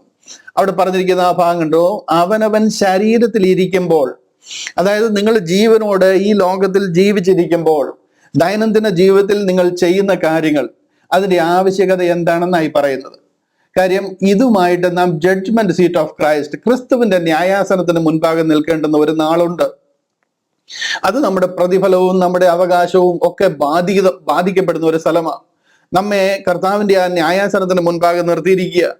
അവനവൻ ശരീരത്തിലിരിക്കുമ്പോൾ, അതായത് ഈ ലോകത്തിൽ ജീവിച്ചിരിക്കുമ്പോൾ ചെയ്തത് നല്ലതാകിലും തീയതാകിലും അതിന് തക്കവണ്ണം പ്രാപിക്കേണ്ടതിന്, നല്ലത് ചെയ്തവന് നല്ലതും തീയത് ചെയ്തവന് തീയതിനും അതിന്റെ അളവിനനുസരിച്ച് അവരവർ ചെയ്ത പ്രവൃത്തിക്ക് അനുസരിച്ച് പ്രാപിക്കേണ്ടതിന് നാം എല്ലാവരും ക്രിസ്തുവിന്റെ ന്യായാസനത്തിന് മുൻപാകെ വെളിപ്പെടേണ്ടതാകുന്നു. നാം റാപ്ചറിൽ ചേർക്കപ്പെടുമ്പോൾ ചെല്ലുന്ന സ്ഥലം ആദ്യം ചെല്ലുന്നത് ഇവിടേക്കാ, ജഡ്ജ്മെന്റ് സീറ്റ് ഓഫ് ക്രൈസ്റ്റിലേക്കാ. നാം മധ്യാകാശത്തിൽ ചേർക്കപ്പെട്ടു കഴിഞ്ഞപ്പോൾ നേരെ പോയി സിംഹാസനത്തിൽ കയറിയിരിക്കുകയല്ല ചെയ്യുന്നത്. നാം അവിടെ ചെന്ന് കഴിയുമ്പോൾ നാം ചെയ്ത പ്രവൃത്തികൾക്ക് നമുക്ക് പ്രതിഫലം തന്ന് നമ്മെ സ്വീകരിക്കുന്ന ഒരു പ്രധാന സ്ഥലമാണ് ജഡ്ജ്മെന്റ് സീറ്റ് ഓഫ് ക്രൈസ്റ്റ്. അതുകൊണ്ട് തിമത്തിയോസിന് എഴുതിയ 1-ാമത്തെ ലേഖനം 2 തിമത്തി 2:15 നമ്മുടെ ആപ്തവാക്യം അവിടെ പറയുന്നത്, സത്യവചനത്തെ യഥാർത്ഥമായി പ്രസംഗിച്ചുകൊണ്ട് ലജ്ജിപ്പാൻ സംഗതിയില്ലാത്ത വേലക്കാരനായി. എന്തിനാ ലജ്ജിക്കുന്നത്? കാര്യം നാം വേണ്ടുന്നത് പോലെ ഒന്നും ചെയ്തിട്ടില്ല, കർത്താവിന് കൊള്ളാവുന്ന രീതിയിൽ നാം ജീവിച്ചിട്ടില്ല, ദൈവം നമ്മളോട് കൽപ്പിച്ചിരുന്നതും ആഗ്രഹിച്ചിരുന്നതും പ്രകാരം വചനപ്രകാരം നാം ജീവിച്ചിട്ടില്ല, വിശുദ്ധിയെ കാത്തു സൂക്ഷിച്ചിട്ടില്ല, ദൈവം നമ്മളോട് ആവശ്യപ്പെട്ട സൽപ്രവർത്തികൾ നാം ചെയ്തിട്ടില്ല. ലജ്ജിപ്പാൻ സംഗതിയില്ലാത്ത വേലക്കാരനായി ദൈവത്തിന് കൊള്ളാവുന്നവനായി നിൽപ്പാൻ ശ്രമിക്കുക. അവിടെ ലജ്ജിക്കാനിടയാകും. അത് ജഡ്ജ്മെന്റ് സീറ്റ് ഓഫ് ക്രൈസ്റ്റിൽ നിൽക്കുന്ന കാര്യത്തെക്കുറിച്ചാണ് ഇവിടെ പറയുന്നത്. Hallelujah. A workman that needeth not to be ashamed. കണ്ടില്ലയോ? A workman that needeth not to be ashamed. നമ്മൾ ashamed ആയി തീരുവാൻ, നമ്മൾ ലജ്ജിതരായി നിൽക്കുവാൻ കാരണമായി തീരും. ഇത് ഒരു ദിവസത്തേക്കോ 2 ദിവസത്തേക്കോ അല്ല, യുവർ എറ്റേണിറ്റിയാ. ഇന്നും മിഖായേൽ ദൂതനോ അല്ലെങ്കിൽ ഗബ്രിയേൽ ദൂതനോ ഒക്കെ ഉള്ള പ്രത്യേകത, പ്രധാന ദൂതൻ എന്ന് പറയാൻ കാര്യം എന്ന് പറഞ്ഞതുപോലെ നമുക്ക് എറ്റേണിറ്റിയിൽ ദൈവം നമുക്ക് തരാൻ പോകുന്ന പദവിയായത്. അവിടെ ലജ്ജിപ്പാൻ സംഗതിയില്ലാത്ത വേലക്കാരായി നിൽക്കണമെന്നുണ്ടെങ്കിൽ നമ്മുടെ നടപ്പ് കാത്തു സൂക്ഷിക്കണം, നമ്മുടെ വിശുദ്ധ ജീവിതം നാം കാത്തു സൂക്ഷിക്കണം, നമ്മളോട് പറഞ്ഞിട്ടുള്ള പ്രവർത്തികൾ നാം കാത്തു സൂക്ഷിക്കണം. നമുക്ക് ഏതെങ്കിലും രീതിയിൽ ജീവിക്കാൻ പ്രമാണമില്ല. ഇവിടെ കൃപയുടെ സുവിശേഷം അറിയിക്കുന്നത് മാത്രമല്ല നല്ല പ്രവൃത്തി എന്ന് പറയുന്നത്. ഒരു പക്ഷെന്നുണ്ടെങ്കിൽ ആർഗ്യുമെന്റിന് ചിലർക്ക് പറയാം, ഇവിടെ ഇത് ഉദ്ദേശിച്ചേക്കുന്നത് കൃപയുടെ സുവിശേഷം പ്രസംഗിച്ചോ ഇല്ലയോ എന്നുള്ളതാ നല്ല പ്രവൃത്തി എന്ന് വേണമെന്നുണ്ടെങ്കിൽ പറയാം. അങ്ങനെയല്ല. നിറയെ വചനങ്ങളുടെ അകമ്പടി, നിറയെ റെഫറൻസിന്റെ അകമ്പടിയോട് ഞാനത് തെളിയിച്ചു തരാം. ഒരു 125 റെഫറൻസ് ഞാൻ അടുത്ത ആഴ്ചയിൽ നിങ്ങളെ കാണിക്കാം. ഞാൻ എല്ലാം വായിക്കത്തില്ല, ഞാൻ ജസ്റ്റ് ഒന്ന് ഇടയ്ക്കിടയ്ക്ക് റാൻഡംലി ഒന്ന് കാണിച്ചു വിടാം. ഇത് അടിസ്ഥാനപരമായിട്ട് പറഞ്ഞിരിക്കുന്ന ഒരു വലിയ പൊളൈൻ ഉപദേശമാണ്. ദൈനംദിന ജീവിതത്തിൽ ദൈവത്തിന്റെ മന്ദിരമായ നമ്മുടെ ശരീരത്തെ നാം എങ്ങനെ കാത്തു സൂക്ഷിക്കണം. ഇവിടെ കൃപയുടെ സുവിശേഷം പ്രസംഗിച്ചോ പ്രസംഗിച്ചില്ലയോ എന്നുള്ളത് മാത്രമല്ല നല്ല പ്രവൃത്തി. അത് നമ്മൾ ചെയ്യേണ്ടുന്ന കാര്യമാണ്. നമ്മളെ ഏൽപ്പിച്ചിരിക്കുന്ന ഗ്രേറ്റ് കമ്മീഷനാണ്. നമ്മുടെ ഗ്രേറ്റ് കമ്മീഷൻ ആ ക്രൂശ് പ്രസിദ്ധമാക്കുക എന്നുള്ളത്. അത് ഞാൻ ഒട്ടും കുറച്ച് കാണുന്നില്ല. അതൊരു വലിയ ഇമ്പോർട്ടന്റ് കാര്യമാണ്. നമ്മളെ ഏൽപ്പിച്ചിരിക്കുന്ന ദൗത്യമാണ്, മഹാദൗത്യമാണ്. എന്നാൽ നമ്മുടെ ദൈനംദിന ജീവിതത്തിൽ കൊരിന്ത്യർക്ക് എഴുതിയ 1-ാമത്തെ ലേഖനം അതിന്റെ 3-ാം അധ്യായം 16-17 വാക്യങ്ങളിൽ പറഞ്ഞത് നാം ദൈവത്തിന്റെ മന്ദിരമാണ്. ആ മന്ദിരത്തെ നാം സൂക്ഷിക്കണം. ഇത് കണ്ടില്ലയോ? കൊരിന്ത്യർക്ക് 1-ാമത്തെ ലേഖനം 3-ാം അധ്യായം അതിന്റെ 16-17 വാക്യങ്ങൾ. അവിടെ പറയുകയാണ്, നിങ്ങൾ ദൈവത്തിന്റെ മന്ദിരമെന്നും ദൈവത്തിന്റെ ആത്മാവ് നിങ്ങളിൽ വസിക്കുന്നുവെന്നും അറിയുന്നില്ലയോ? ഈ മന്ദിരത്തിൽ ദൈവത്തിന്റെ ആത്മാവ് വന്നിരിക്കുക. നമ്മുടെ ആത്മാവിന്റെ മേലെ ആ ആത്മാവ് വന്നിരിക്കുക. റോമാലേഖനം 6-ാം അധ്യായം 3-4 വാക്യങ്ങൾ നമ്മൾ അതാ പഠിച്ചത്. ഈ ആത്മാവിനെ നമ്മൾ ദൈവത്തിന്റെ മന്ദിരം നശിപ്പിക്കുന്നവനെ എങ്ങനെയാണ് നശിപ്പിക്കുന്നേ? നമ്മുടെ ദുഷ്ട ജീവിതത്തിലും അശുദ്ധ ജീവിതത്തിലും ദുഷ്പ്രവർത്തികളിലും മന്ദിരം നശിപ്പിക്കുന്നവനെ ദൈവം നശിപ്പിക്കും. ദൈവത്തിന്റെ മന്ദിരം വിശുദ്ധമല്ലോ, നിങ്ങളും അങ്ങനെ തന്നെ. ഇവിടെ ഒന്നും കൃപയുടെ സുവിശേഷം പ്രസംഗിക്കുന്ന കാര്യം മാത്രമല്ല പറയുന്നത്, ഈ ലോകത്തിൽ നമ്മൾ എങ്ങനെ ജീവിക്കണം എന്നുള്ളതിനെ കുറിച്ചാണ്. ദൈവിക കൽപ്പന പോലെ തന്നെ നാം സാഹോദര്യ സ്നേഹത്തിലും സൽപ്രവർത്തികളിലും ശുഷ്കാന്തി ഉള്ളവരായിരുന്നോ എന്ന് ദൈവം നോക്കുകയാണ്. അതോ അശുദ്ധിയിലും ദുർനടപ്പിലും ദുഷ്കാമം, വിഗ്രഹാരാധന, ആഭിചാരം, പക, പിണക്കം, ദ്വന്ദ്വവശം, ശാഠ്യം, ഭിന്നത, അസൂയ, വെറിക്കൂത്ത്, മദ്യപാനം എന്നീ ലോകത്തിന്റെ കാലഗതികളെ അനുസരിച്ച് നടക്കുന്നവരാണോ നിങ്ങൾ? എന്നിട്ട് നിങ്ങൾക്ക് ഇതിലൊരു വ്യത്യാസവുമില്ല, നമുക്ക് എന്തും ആകാം എന്നുള്ള ചിന്ത പഠിപ്പിക്കുന്നത് ഏത് രീതിയിലാണ് എന്ന് എനിക്ക് മനസ്സിലാകുന്നില്ല. നമ്മുടെ പ്രവൃത്തികൾ എങ്ങനെ ആയിരിക്കണമെന്ന് വളരെ വ്യക്തമായിട്ട് കൊരിന്ത്യ ലേഖനത്തിൽ കൂടി അവരെഴുതി ചോദിച്ചിരിക്കുക. കൊരിന്ത്യ ലേഖനം തന്നെ ഈ ചോദ്യങ്ങളുടെ ഒരു മറുപടിയാണ്. നിറയെ ചോദ്യങ്ങളായിരുന്നു കൊരിന്ത്യർക്ക് ഉണ്ടായിരുന്നത്. ഈ സുവിശേഷം കേട്ട് കഴിഞ്ഞപ്പോഴത്തേന് അത് ചെയ്യാമോ, ഇത് ചെയ്യാമോ, അത് കഴിക്കാമോ, ഇത് ഇങ്ങനെ കല്യാണം കഴിക്കാമോ, ഭാര്യ ഉപേക്ഷിക്കാം, നിറയെ വിഷയങ്ങളാണ്. തിരുവത്താഴം എങ്ങനെ ചെയ്യണമെന്ന് പോലും അവർക്ക് അറിയത്തില്ല. ആ വീഞ്ഞു കുടിച്ച് മത്തരായിട്ടിരുന്നിട്ടാണ് പിന്നെ തിരുവത്താഴം ശുശ്രൂഷിക്കാൻ ഇറങ്ങുന്നത്. അപ്പൊ ആ രീതിയിലുള്ള സംശയങ്ങളെ മുഴുവനും നിവാരണം ചെയ്തിരിക്കുന്ന ലേഖനമാണ് കൊരിന്ത്യ ലേഖനം. അവിടെ അതിന്റെ 3-ാം അധ്യായം അതിന്റെ 10 മുതൽ 15 വരെയുള്ള വാക്യങ്ങൾ നിങ്ങളൊന്ന് വായിച്ചു നോക്കണം ശാന്തമായിട്ട്. ഞാനൊന്ന് പെട്ടെന്നൊന്ന് പ്രൊജക്ട് ചെയ്ത് വിടാം. ഞാനധികം വായിക്കുന്നില്ല, കാര്യം അത്രയും സമയമില്ല. എനിക്ക് ലഭിച്ച ദൈവകൃപയ്ക്ക് ഒത്തവണ്ണം ഞാൻ ജ്ഞാനമുള്ള ഒരു പ്രധാന ശില്പിയായി അടിസ്ഥാനമിട്ടിരിക്കുന്നു. മറ്റൊരുത്തൻ മീതെ പണിയുന്നു. എങ്ങനെ പണിയുന്നു എന്ന് ഓരോരുത്തരും നോക്കിക്കൊള്ളട്ടെ. ഇവിടെ പറയുകയാണ്, ഞാൻ ജ്ഞാനമുള്ളൊരു പ്രധാന ശില്പിയായിട്ട് as a wise master builder I have laid the foundation. ഞാൻ ഇതിന്റെ ഫൗണ്ടേഷൻ ഇട്ടിരിക്കുക. എന്നെയാ ഇതിന്റെ ഫൗണ്ടേഷൻ ഇടാൻ ദൈവം ഏൽപ്പിച്ചത്. ഇനി അതിന്റെ മേലെ ആരെങ്കിലും പണിയുന്നവനുണ്ടെങ്കിൽ അവരവർ നോക്കിക്കൊള്ളട്ടെ, അവരവരെങ്ങനെ പണിയുന്നുവെന്ന്, താൻ എങ്ങനെ പണിയുന്നുവെന്ന് ഓരോരുത്തരും നോക്കിക്കൊള്ളട്ടെ. കണ്ടോ? ആ പണിയുന്ന പണി എങ്ങനെയാന്നുള്ളത് യേശു ക്രിസ്തു വന്ന് ഇട്ടിരിക്കുന്ന അടിസ്ഥാനമല്ല, അത് മറ്റൊന്നും ഇടുവാൻ ആർക്കും കഴിയത്തില്ല. ഇവിടെ അടിസ്ഥാനം മാറ്റാൻ പറ്റത്തില്ല, ഇതിന്റെ മേലെ നിങ്ങൾക്ക് പണിയാം. ആ പണിയുന്നത് പൊന്ന്, വെള്ളി, വിലയേറിയ കല്ല്, മരം, പുല്ല്, വൈക്കോൽ, ഇത് രണ്ടും 2 ഗ്രൂപ്പിനെ കാണിച്ചിരിക്കുക. 556 കൂട്ടം കാര്യങ്ങൾ ഇവിടെ പറയേണ്ടതാ. അത്രയും എഴുതി വിവരിക്കേണ്ട ആവശ്യമില്ലാത്തതുകൊണ്ട് പോൾ ഇതിനെ 2 ഗ്രൂപ്പായിട്ട് മാറ്റിയിരിക്കുക. സൽപ്രവർത്തികളും ദുഷ്പ്രവർത്തികളും, അല്ലെന്നുണ്ടെങ്കിൽ ദൈവം വചനപ്രകാരം പറഞ്ഞിരിക്കുന്ന പ്രവർത്തികളും വചനപ്രകാരം അല്ലാതെ പറഞ്ഞിരിക്കുന്ന പ്രവർത്തികളും. അതിനെയാണ് മരം, പുല്ല്, വൈക്കോൽ എന്ന് പറയുന്നത്. ആദ്യത്തെ ഗ്രൂപ്പിൽ കാണുന്നത് പൊന്ന്, വെള്ളി, വിലയേറിയ കല്ല്. അതൊരു ഗ്രൂപ്പ് പ്രവർത്തികളാണ്. ആ പ്രവർത്തികൾ ഒന്നും തീയിൽ കത്തിപ്പോകത്തില്ല. തീയിൽ കൂടി വിട്ടു കഴിഞ്ഞാൽ അത് ജ്വലിച്ച് നിൽക്കും. അതിങ്ങനെ ജ്വലിച്ച് തിളങ്ങി നിൽക്കും. ശോധന ചെയ്തു കഴിഞ്ഞാൽ അത് തീയിൽ അങ്ങനെ കത്തി നിൽക്കും. പൊന്ന്, അത് ഊതിക്കാച്ചിയ പൊന്നെന്ന് പറയുന്നത് അങ്ങനെ തിളങ്ങി നിൽക്കും. പൊന്ന്, വെള്ളി, വിലയേറിയ കല്ല്. എന്നാൽ വേറൊരു ഗ്രൂപ്പ് ഉണ്ട്. അതാണ് ഈ ഈ എന്താ പറയുന്നത്, മരം, പുല്ല്, വൈക്കോൽ. ഇത് കാണാൻ ഒത്തിരി ഉണ്ട്. ലോകത്തിൽ നോക്കിക്കഴിഞ്ഞാൽ രോഗക്കാർക്ക് നിങ്ങളെ അപ്രീഷിയേറ്റ് ചെയ്യാൻ പലതും കാണും. പക്ഷെന്നുണ്ടെങ്കിൽ അത് തീ കണ്ടു കഴിഞ്ഞാൽ അന്നേരം കത്തിച്ചാമ്പലായി പോകും. ഒന്നും ബാക്കി നിൽക്കത്തില്ല. ഇതിന്റെ താപ്പോട്ടൊക്കെ വായിച്ചു നോക്കണം. ഞാൻ അത്രയും പ്രൊജക്റ്റ് ചെയ്യാനായിട്ടുള്ള സമയമില്ലാത്തതുകൊണ്ട് ഞാൻ ഓടിച്ചു വിടുക. ആ ദിവസം അതിനെ തെളിവാക്കും. അത് തീയോട് വെളിപ്പെട്ടു വരും. ഓരോരുത്തന്റെ പ്രവൃത്തി ഇന്ന വിധമെന്ന് തീ തന്നെ ശോധന ചെയ്യും. ദൈവവചനത്തെയായ തീ എന്ന് പറയുന്നത്. ഒരുത്തൻ പണിത പ്രവൃത്തി നിലനിൽക്കുമെങ്കിൽ അവന് പ്രതിഫലം കിട്ടും. അവൻ ചെയ്ത പ്രവൃത്തി എല്ലാം ജഡ്ജ്മെന്റ് സീറ്റിനെ ഇത്ര വ്യക്തമായിട്ട് പോൾ എക്സ്പ്ലെയിൻ ചെയ്തേക്കുക. നാം ചെയ്ത ഓരോ പണിക്കും നമുക്ക് പ്രതിഫലമുള്ളതാണ്. അവനവൻ ശരീരത്തിലിരിക്കുമ്പോൾ ചെയ്തത് നല്ലതാകിലും തീയതാകിലും ചെയ്തതിന് ഒത്തവണ്ണം പ്രാപിക്കേണ്ടതിന്. ഇവിടെ എങ്ങനെയും നടക്കാമെന്നല്ല പറയുന്നത്. നിങ്ങൾ വിശുദ്ധ ജീവിതം കാത്തു സൂക്ഷിക്കേണ്ടതിന് സൽപ്രവർത്തികൾ ശുഷ്കാന്തി ഉള്ളവരായിരിക്കേണ്ടതും അത്യന്താപേക്ഷിതമാണ്. ഓപ്ഷൻ അല്ല. അത് നിങ്ങളുടെ രക്ഷയെ ബാധിക്കുന്നില്ല എന്നുള്ളത് ശരിയാ. പക്ഷെ നിങ്ങളുടെ റിവാർഡ്, നിങ്ങളുടെ എറ്റേണിറ്റി മുഴുവനും ഇതിനെ ബാധിക്കാൻ പോവുകയാണ്. ഇവിടെ പറയുന്നത് താനോ രക്ഷിക്കപ്പെടും. ഒരുത്തൻ പണിത പ്രവൃത്തി നിലനിൽക്കുമെങ്കിൽ അവന് പ്രതിഫലം കിട്ടും. ഒരുത്തന്റെ പ്രവൃത്തി വെന്തു പോയെങ്കിൽ അവന് ഛേദം വരും. പക്ഷെങ്കിൽ താനോ രക്ഷിക്കപ്പെടും. അവൻ ജഡ്ജ്മെന്റ് സീറ്റ് ഓഫ് ക്രൈസ്റ്റില, റാപ്ചറിൽ ചേർക്കപ്പെട്ട് യേശു ക്രിസ്തുവിന്റെ ന്യായവിസ്താര സഭയിലാണ് നിൽക്കുന്നത്. അവിടുന്ന് പിടിച്ച് നരകത്തിലോട്ട് തള്ളിക്കളയത്തില്ല. അവന് ഛേദം വരും. അവൻ ലജ്ജിപ്പാൻ സംഗതിയുള്ള വേലക്കാരനായിട്ട് എറ്റേണിറ്റി മുഴുവനും തുടരേണ്ടതായിട്ട് വരും. അത് 1,00,000 വർഷമല്ല, അത് 1,000,000 വർഷമല്ല, അത് എറ്റേണിറ്റിയാണ്. അതാണ് ഇതിന്റെ ഇമ്പോർട്ടൻസ്. എന്നാൽ തീയിൽ കൂടി എന്ന പോലെ അത്രേ. മനസ്സിലായോ? ഇത്രമാത്രം ഇമ്പോർട്ടൻസ് ഉള്ള കാര്യമാണ് വിശുദ്ധ ജീവിതം എന്ന് പറയുന്നത്. ഇങ്ങനെ ഇല്ല എന്നുണ്ടെങ്കിൽ ജഡ്ജ്മെന്റ് സീറ്റ് ഓഫ് ക്രൈസ്റ്റിൽ ദൈവത്തിന് നമ്മളെ ജഡ്ജ് ചെയ്യാൻ പറ്റത്തില്ല. പോളിന് കൊടുക്കുന്ന റിവാർഡും എനിക്ക് തരുന്ന റിവാർഡും അല്ലെങ്കിൽ വേറൊന്നും ചെയ്യാതെ നടക്കുന്ന വേറൊരാൾക്ക് കൊടുക്കുന്ന റിവാർഡും എല്ലാം ഒന്നല്ല. ഒന്നും ചെയ്യാതെ നടക്കുന്ന ഒരു വിശ്വാസിക്ക് കൊടുക്കുന്നതല്ല. പൗലോസ് അപ്പോസ്തലന് കുറെ 40 അടി 5 പ്രാവശ്യം കൊണ്ട് 13 ലേഖനം എഴുതി ഉലകം മുഴുവൻ സഞ്ചരിച്ച് ദൈവം വെളിപ്പെടുത്തി കൊടുത്ത ഈ സുവിശേഷം ലോകത്തെ അറിയിച്ച പൗലോസ് അപ്പോസ്തലന് കൊടുക്കുന്ന റിവാർഡും എന്നെ പോലെ ഒരാൾക്ക് തരുന്ന റിവാർഡും ഒന്നായിരിക്കത്തില്ല. ദൈവം നീതിമാനാണ്. ഓരോരുത്തന് അവനവന്റെ പ്രവൃത്തി ഇന്ന വിധമെന്ന് തീ തന്നെ ശോധന ചെയ്യും. കണ്ടോ, ഇതിന്റെ മുമ്പിലത്തെ വാക്യത്തിൽ എഴുതിയിരിക്കുന്നത് കണ്ടില്ലയോ? ഇവിടെ പറയാണ് ഓരോരുത്തന്റെ പ്രവൃത്തി, ഒരുത്തൻ പണിത പ്രവൃത്തി നിലനിൽക്കുമെങ്കിൽ പ്രതിഫലം കിട്ടും. ഒരുത്തന്റെ പ്രവൃത്തി വെന്തുപോയെങ്കിൽ ഛേദം വരും, താനോ രക്ഷിക്കപ്പെടും. അതിന്റെ 13-ാമത്തെ വാക്യം അവിടെ പറയാം, ഓരോരുത്തന്റെ പ്രവൃത്തി ഇന്ന വിധമെന്ന് തീ തന്നെ ശോധന ചെയ്യും. കണ്ടില്ലയോ? ഇതെല്ലാം വളരെ സിഗ്നിഫിക്കന്റ് ആയിട്ട് ബൈബിളിൽ പറഞ്ഞിരിക്കുന്നതും പൊളൈൻ ഉപദേശങ്ങളുടെ ബേസിക്സുമാണ്. ഇവിടെ ഇതൊന്റെ ഒന്നും ആവശ്യമില്ല.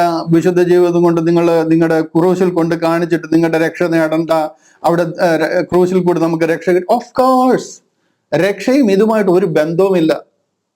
ഇത് റിവാർഡ്സ് ആൻഡ് ഇൻഹെറിറ്റൻസ്, നമ്മുടെ നിത്യതയിൽ നമുക്ക് ലഭിക്കാൻ പോകുന്ന കാര്യമാണത്. ഇവിടെ ഒരു പക്ഷെ ഉണ്ടെങ്കിൽ ചിലർ ചിന്തിക്കാം, നമുക്ക് രക്ഷ ലഭിച്ചു കഴിഞ്ഞില്ലേ, പിന്നെ റിവാർഡിനൊക്കെ എന്താണ്, നമ്മൾ റിവാർഡൊക്കെ എങ്ങനെയാണ് എൻജോയ് ചെയ്യാൻ പോകുന്നത്? നമ്മളങ്ങ് പോയില്ലേ, ഈ മൺമയമായ ഈ ഒരു ശരീരം നമുക്കിനി ഇല്ലല്ലോ, പിന്നെ നമ്മൾ രൂപാന്തരം പ്രാപിച്ചില്ല, നമുക്ക് പിന്നെ എങ്ങനെയാണ് ഈ റിവാർഡൊക്കെ എൻജോയ് ചെയ്യാൻ പോകുന്നത്? ഹൂ കെയേഴ്സ്, നമുക്ക് അവിടെ ചെന്നാൽ പോരെ എന്നൊക്കെ ചോദിക്കുന്നവരുണ്ട്. അവർക്ക് ഈ അതിനെക്കുറിച്ചൊരു വ്യക്തമായ കാഴ്ചപ്പാടില്ലാത്തതുകൊണ്ട്. ഈ മൺമയമായ ശരീരം നമുക്കില്ല എന്നുള്ളത് ശരിയാണ്. നാം രൂപാന്തരം പ്രാപിക്കും, നമുക്ക് പുതിയൊരു ശരീരം ലഭിക്കും, നാം അങ്ങനെ ചേർക്കപ്പെടും. പക്ഷേ സന്തോഷവും അഭിമാനവും ദൈവിക അനുഗ്രഹങ്ങളും ഒക്കെ അനുഭവിക്കാൻ കഴിയുന്ന ഒരു ശരീരത്തിലേക്കാണ് നാം രൂപാന്തരപ്പെട്ട് മാറുന്നത്. അല്ലാതെ നമ്മൾ ചുമ്മാതിങ്ങനെ ഒന്നുമില്ലാത്ത ഒരു രീതിയിലല്ല. നമുക്ക് നമ്മുടേതായിട്ടുള്ളൊരു ശരീരം, സ്വർഗത്തിൽ വാഴുവാൻ പറ്റുന്നതും സ്വർഗീയ അനുഗ്രഹങ്ങൾ അനുഭവിക്കാൻ കഴിയുന്നതുമായ ഒരു ശരീരത്തിലേക്കാണ് നാം മാറുന്നത്. നക്ഷത്രത്തിനും നക്ഷത്രവും തമ്മിൽ ഭേദവ്യത്യാസമുണ്ട്.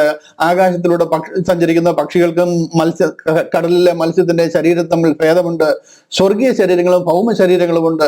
സ്വർഗത്തിൽ നമുക്ക് ലഭിക്കാൻ പോകുന്ന ശരീരം എല്ലാ സ്വർഗീയ അനുഗ്രഹങ്ങളും അനുഭവിക്കുവാൻ കഴിയുന്ന ശരീരമാണ് നമുക്ക് ലഭിക്കുന്നത്. ക്രൂസിലെ കള്ളൻ, അവനോട് കർത്താവ് പറയുക, ഇന്ന് എന്നോട് കൂടെ നീ പർദീസയിലിരിക്കും. അവന്റെ ഡെഡ് ബോഡി ക്രൂസിൽ കിടന്ന് ആടുക. അവൻ കർത്താവിനോട് പർദീസയിലിരിക്കുക. അവൻ ഇത് അറിയത്തില്ലെന്നുണ്ടെങ്കിൽ പർദീസയിലായാലെന്നാ, എവിടെ ആയാലെന്നാ, ഏതെങ്കിലും ഒരു ഇരുട്ടറയിൽ തള്ളിയതുപോലെ അവൻ അറിയത്തുള്ളൂ. അവന് പർദീസയുടെ അനുഭവം എൻജോയ് ചെയ്യാൻ പറ്റുന്ന ഒരു ശരീരമാണ് അവൻ മരിച്ചു കഴിഞ്ഞാൽ അവന് ലഭിക്കാൻ പോകുന്നത്. അവൻ കർത്താവിനോടൊപ്പം പർദീസയിൽ ഇരുന്നു എന്നുള്ളത് വാസ്തവമാണ്. കർത്താവ് ചുമ്മാത് പറഞ്ഞതല്ല. അന്ന് കർത്താവിനോടൊപ്പം അവൻ പർദീസയിലായിരുന്നു. പോൾ പറയുക, വിട്ടു പിരിഞ്ഞ് കർത്താവിനോട് കൂടെ ആയിരിക്കുന്നത് എനിക്കേറെ ഇഷ്ടം, അത് അത്യുത്തമമല്ലോ. അതൊരു ഇരുട്ടറയിൽ തള്ളുന്ന കാര്യമല്ല. അത് നാം എൻജോയ് ചെയ്ത് moment U leave this body, നമുക്ക് ദൈവം നമ്മളെ ആക്കാൻ പോകുന്നത് നാം സ്വർഗീയ സൗകര്യങ്ങളെല്ലാം അനുഭവിക്കാൻ കഴിയുന്ന രീതിയിലുള്ള ഒരു ശരീരമാണ് നമുക്ക് തരുന്നത്. കൃപയുടെ അത്യന്ത ധനത്തെ വരും കാലങ്ങളിൽ കാണിക്കേണ്ടതിന്. മനസ്സിലായോ? എഫേസ്യ ലേഖനം 2-ാം അധ്യായം 6-7 ഒക്കെ ഒന്ന് വായിച്ചു നോക്കണം. കൃപയുടെ അത്യന്ത ധനം, അതിനെയൊക്കെ നമ്മൾ കാണാനും അനുഭവിക്കാനും നിത്യത മുഴുവനും കർത്താവിന് നന്ദി പറയുവാനും കഴിയുന്ന രീതിയിലുള്ള ഒരു ശരീരത്തിലേക്കാണ് ദൈവം നമ്മളെ ചേർക്കുവാനായിട്ട് പോകുന്നത്. തിമോഥെയോസിന് എഴുതിയ 2-ാമത്തെ ലേഖനം 4-ാം അധ്യായം അതിന്റെ 7-8 വാക്യങ്ങൾ പറയുക, ഞാൻ നല്ല പോർ പൊരുതി, ഓട്ടം തികച്ചു, വിശ്വാസം കാത്തു, നീതിയുടെ കിരീടം ഇനി എനിക്കായി വെച്ചിരിക്കുന്നു. എനിക്ക് മാത്രമല്ല, നിങ്ങൾക്ക് ഓരോരുത്തർക്കും അതുപോലെ അധ്വാനിച്ചിരിക്കുന്നവർക്ക് ദൈവം ആ കിരീടം വെച്ചിരിക്കുന്നു. എന്ത് നല്ല പോർ പൊരുതിയെ, എന്തിനാ പൊരുതുന്നേ? കൃപയുടെ സുവിശേഷം പറയുന്നത് മാത്രമല്ല ക്രിസ്തീയ ജീവിതം എന്ന് പറയുന്നത്. Hallelujah, hallelujah. നമ്മിൽ വെളിപ്പെടുവാനുള്ള തേജസ് വിചാരിച്ചാൽ ഈ കാലങ്ങളിലെ കഷ്ടം സാരമില്ല. റോമാലേഖനം ഞാൻ പഠിപ്പിച്ച വാക്യങ്ങളൊക്കെ തന്നെ എന്നാൽ നിങ്ങൾക്കൊക്കെ അറിയാവുന്നതാണെങ്കിൽ ഒന്നുകൂടെ പ്രൊജക്ട് ചെയ്തേക്കാം. 8:18 റോമാലേഖനം 8:18 പറയാം, നമ്മിൽ വെളിപ്പെടുവാനുള്ള തേജസ് വിചാരിച്ചാൽ. ഈ തേജസ് നാം ചെയ്ത പ്രവർത്തികൾക്ക് അനുസരിച്ചാണ് അതിന് പ്രതിഫലം ലഭിക്കുന്നത്. അവനവൻ ശരീരത്തിലിരിക്കുമ്പോൾ ചെയ്തത് നല്ലതാകിലും തീയതാകിലും അവനവൻ ചെയ്തതിനനുസരിച്ച് നമുക്ക് പ്രതിഫലം ലഭിക്കും. ആ ലഭിക്കുന്നത് ഈ തേജസ്സാണ്. ആ തേജസ്സിന്റെ ലെയറായിട്ട് നമ്മളെ പൊതിയുവാൻ പോവുകയാണ്. അതുകൊണ്ടാണ് പോൾ പറഞ്ഞത്, നിത്യ തേജസ്സിന്റെ കനമോർത്താൽ ഈ ലോകത്തിലെ നൊടി നേരത്തേക്കുള്ള കഷ്ടങ്ങൾ എനിക്ക് സാരമില്ല എന്ന് പറയാൻ കാര്യം അതാണ്. ഇവിടെ നമ്മിൽ വെളിപ്പെടുവാനുള്ള തേജസ് വിചാരിച്ചാൽ, കണ്ടോ, പല തരത്തിലാണ് നമ്മുടെ മേലെ ആ തേജസ് വരാൻ പോകുന്നത്. ആ തേജസ് വിചാരിച്ചാൽ ഈ കാലത്തിലെ കഷ്ടങ്ങൾ സാരമില്ല എന്ന് ഞാൻ എണ്ണുന്നു. ഇതെല്ലാം നമ്മുടെ വിശുദ്ധ ജീവിതം നയിക്കുന്നതിൻ്റെയും വേർപാടിലും വിശുദ്ധിയിലും ജീവിക്കുന്നതിൻ്റെയും ആവശ്യകതയാണ് ചൂണ്ടിക്കാണിക്കുന്നത്. ഇനി ഒരു വാക്യം കാണിക്കാം. എഫേസ്യ ലേഖനം 2-ാം അധ്യായം. ഞാൻ എന്തിനാണ് ഈ വിഷയത്തിൽ ഇത്രമാത്രം സ്ട്രെസ് ചെയ്യുന്നതെന്ന് ചോദിച്ചു കഴിഞ്ഞാൽ, ഇതിൽ ഉണ്ടായിരിക്കുന്ന ആ ഒരു കലക്കം ഒന്ന് മാറണം. ആ കലക്കലൊന്ന് മാറിക്കിട്ടുവാൻ വേണ്ടിയിട്ടാണ്. ഇതിനെ സത്യത്തിൽ എന്താണ് പൗലോസ് അപ്പോസ്തലൻ പഠിപ്പിച്ചിരിക്കുന്നത്? പൊളൈൻ എപ്പിസ്റ്റൽസിന്റെ കടയ്ക്കൽ കത്തിവെക്കുന്ന ഉപദേശങ്ങളായി കൊണ്ടുവരുന്നത്. അതിന്റെ അടിവേര് തോണ്ടുന്ന ഉപദേശങ്ങളാണ്. എങ്ങനെ ജീവിക്കാം, പ്രവർത്തികൾ കൊണ്ട് യാതൊരു പ്രയോജനവുമില്ല, അല്ലെന്നുണ്ടെങ്കിൽ വിശുദ്ധ ജീവിതത്തിനൊന്നും യാതൊരു ഇമ്പോർട്ടൻസും ഇല്ല എന്ന് പറഞ്ഞു കഴിഞ്ഞാൽ, ഇത് കണ്ടില്ലയോ 2:10 പറയുന്നത്. ഇതിന്റെ 8-9 പറയുന്നത് കൃപയാലല്ലോ വിശ്വാസം മൂലം നാം രക്ഷിക്കപ്പെട്ടിരിക്കുന്ന എല്ലാം പറഞ്ഞു കഴിഞ്ഞിട്ട് അതിന്റെ 10 നമ്മൾ അതിനെ അണ്ടർ എസ്റ്റിമേറ്റ് ചെയ്യാതിരിക്കാൻ അതിന്റെ 10 ഉറപ്പിച്ച് പറഞ്ഞിരിക്കുക, നാം അവന്റെ കൈപ്പണിയായിട്ട് സൽപ്രവൃത്തികൾക്കായിട്ട് ക്രിസ്തുയേശുവിൽ സൃഷ്ടിക്കപ്പെട്ടവരാകുന്നു. നാം ചെയ്തു പോരേണ്ടതിന് ദൈവം അവ മുന്നൊരുക്കിയിരിക്കുന്നു. മനസ്സിലാകുന്നുണ്ടോ? നാം സൽപ്രവൃത്തികൾക്കായിട്ട് ക്രിസ്തുയേശുവിൽ സൃഷ്ടിക്കപ്പെട്ടവരാണ്. നമുക്ക് എങ്ങനെയും ജീവിക്കാൻ പറ്റത്തില്ല. കർത്താവിന്റെ അംബാസിഡേഴ്സ്, ദൈവത്തിന്റെ മക്കൾ എന്നുള്ള പദവി, ആ ഒരു പദവിയിലേക്ക് വന്നു കഴിഞ്ഞാൽ നാം ചെയ്തു പോരേണ്ടതിന് ക്രിസ്തുയേശുവിൽ സൽപ്രവൃത്തികൾക്കായിട്ട് ക്രിസ്തുയേശുവിൽ സൃഷ്ടിക്കപ്പെട്ടവരാകുന്നു.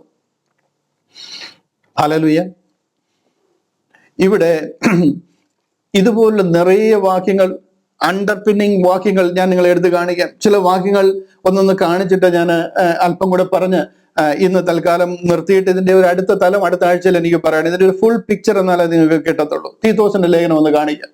തീത്തോസിന്റെ ലേഖനം അതിന്റെ 3-ാമത്തെ അധ്യായം 8-ാമത്തെ വാക്യം ഒന്ന് വായിക്കാം. തീത്തോസിന്റെ ലേഖനം 3-ാം അധ്യായം 8-ാം വാക്യം. അവിടെ പറയാണ്, ഈ വചനം വിശ്വാസയോഗ്യം, ദൈവത്തിൽ വിശ്വസിച്ചവർ സൽപ്രവർത്തികളിൽ ഉത്സാഹികളായിരിക്കാൻ കരുതേണ്ടതിന് നീ ഇത് ഉറപ്പിച്ചു പറയണം എന്ന് ഞാൻ ഇച്ഛിക്കുന്നു. പൗലോസ് അപ്പോസ്തലൻ തീത്തോസിനെ ഇൻസ്ട്രക്ട് ചെയ്യുക, തീത്തോസിന് കൽപ്പന മാതിരി ഇൻസ്ട്രക്ഷൻ കൊടുക്കുക. ദൈവത്തിൽ വിശ്വസിച്ചവർ സൽപ്രവർത്തികളിൽ ഉത്സാഹികളായിരിക്കാൻ കരുതേണ്ടതിന്. നിനക്ക് എന്തും മനസ്സിലാകുന്നുണ്ട് ഇതിനകത്തിൽ നിന്ന്? സൽപ്രവർത്തികളുടെ ആവശ്യമില്ലാഞ്ഞിട്ടാണ് ഇങ്ങനെ എഴുതിയിരിക്കുന്നത്. ഇത് ഉറപ്പിച്ചു പറയണമെന്ന് ഞാൻ ഇച്ഛിക്കുന്നു. ഇത് ശുഭവും മനുഷ്യർക്ക് ഉപകാരവുമാകുന്നു. ചെയ്യേണ്ടുന്ന കാര്യങ്ങളെ കുറിച്ച് പറയുക, ഇൻസ്ട്രക്ഷൻ കൊടുക്കുക തീത്തോസിന്. കാര്യം പോളിന് ശേഷം സഭയെ നയിക്കേണ്ടുന്നതാണ് തീത്തോസും തിമത്തിയോസും ബർന്നബാസും ഒക്കെ ചേർന്ന്. അവർക്ക് ആ ഇൻസ്ട്രക്ഷൻ കൊടുക്കുക. ഗലാത്യ ലേഖനത്തിൽ നിന്നൊരു വാക്യം കാണിക്കാം. ഗലാത്യ ലേഖനം 6-ാം അധ്യായം അതിന്റെ 9-ാമത്തെ വാക്യം. അവിടെ പറയണ്ടല്ലോ, നന്മ ചെയ്യുകയിൽ നാം മടുത്തു പോകരുത്. എന്ത് നന്മ ചെയ്യുന്ന കാര്യമാണ് പറയുന്നത്? കൃപയുടെ സുവിശേഷം പ്രസംഗിക്കുന്ന കാര്യം മാത്രമാണോ ഈ പറയുന്നത്? ഇതിന്റെ മേലെയും താഴെയും കൊടുന്ന് വായിച്ചു നോക്കണം. തളർന്നു പോകാഞ്ഞാൽ തക്ക സമയത്ത് നാം കൊയ്യും. അടുത്ത വാക്യം, ആകയാൽ അവസരം കിട്ടും പോലെ നാം എല്ലാവർക്കും, വിശേഷം സഹവിശ്വാസികൾക്ക് നന്മ ചെയ്യുക. ആർക്കേലും ഒക്കെ നന്മ ചെയ്യാൻ കഴിയുന്നുണ്ടെങ്കിൽ നിങ്ങൾ ചെയ്യണം. ഇവിടെ പറയുന്നത് വിശേഷാൽ സഹവിശ്വാസികൾ, നിങ്ങളുടെ കൂടുള്ള കൂട്ടു സഹോദരങ്ങൾ, അവരുടെ ഫാമിലി, അവർക്ക് എന്തെങ്കിലും ആവശ്യമുണ്ടെങ്കിൽ അവർക്ക് കൈത്താങ്ങൽ കൊടുക്കണമെന്നായി എഴുതിയിരിക്കുന്നത്. ആകയാൽ അവസരം കിട്ടുമ്പോൾ നാം എല്ലാവർക്കും, വിശേഷാൽ സഹവിശ്വാസികൾക്ക് നന്മ ചെയ്യുക. ഇത് സൽപ്രവൃത്തികൾ ചെയ്യുന്ന കാര്യത്തെക്കുറിച്ചാണ് പറയുന്നത്. നോക്കുവിൻ, എത്ര വലിയ അക്ഷരമായി ഞാൻ നിങ്ങൾക്ക് സ്വന്തം കൈകൊണ്ട് തന്നെ ഇത് എഴുതിയിരിക്കുന്നു. അതിന്റെ ഇമ്പോർട്ടൻസ് കാണിക്കാനായിട്ട് പറയുക.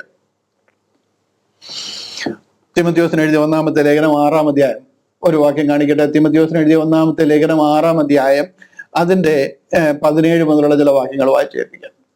ഇത് പൊളൈൻ എപ്പിസ്റ്റൽസ് ത്രൂ ഔട്ട് എഴുതിയിരിക്കുന്ന കാര്യമായി, എവിടെയും ഒരിടത്ത് തെറ്റുപറ്റി എഴുതിയതല്ല. ഇത് കണ്ടില്ലയോ, ഈ ലോകത്തിലെ ധനവാന്മാരോട് ഉന്നത പാപം കൂടാതെ ഇരുപ്പാനും നിശ്ചയമില്ലാത്ത ധനത്തിലല്ല, നമുക്ക് സകലവും ധാരാളമായി അനുഭവിപ്പാൻ തരുന്ന ദൈവത്തിൽ ആശ വെപ്പാനും നന്മ ചെയ്യുവാനും സൽപ്രവർത്തികളിൽ സമ്പന്നരായി ദാനശീലരും ഔദാര്യമുള്ളവരുമായി. നിങ്ങൾക്ക് മനസ്സിലാകുന്നുണ്ട് ഇതെന്തായി വായിക്കുന്നതെന്ന്? നന്മ ചെയ്യുവാൻ, സൽപ്രവർത്തികളിൽ സമ്പന്നരായിരിക്കാൻ, ദാനശീലരായിരിക്കാൻ, ഔദാര്യമുള്ളവരായിരിക്കാൻ, ഇതെല്ലാം പൗലോസ് അപ്പോസ്തലൻ അവരെ ഇൻസ്ട്രക്ട് ചെയ്തിരിക്കുന്ന കാര്യമാണ്. സാക്ഷാലുള്ള ജീവനെ പിടിച്ചുകൊള്ളേണ്ടതിന് വരും കാലത്തേക്ക് നല്ലൊരു അടിസ്ഥാനം നിക്ഷേപിച്ചു കൊള്ളുവാനും ആജ്ഞാപിക്കാം. 2 തിമോത്തി 3:16 2 തിമോത്തി 3:16 അവിടെ പറയാണ്, എല്ലാ തിരുവഴുത്തും ദൈവശ്വാസീയമാകയാൽ ദൈവത്തിന്റെ മനുഷ്യൻ സകല സൽപ്രവർത്തിക്കും വക പ്രാപിച്ച് തികഞ്ഞവനാകേണ്ടതിന്. ഒക്കെ അണ്ടർലൈൻ ചെയ്യേണ്ട കാര്യങ്ങളാണ്. സകല സൽപ്രവർത്തിക്കും വക പ്രാപിച്ച് തികഞ്ഞവനാകണം. അതിനെന്താ അടുത്ത വാക്യം?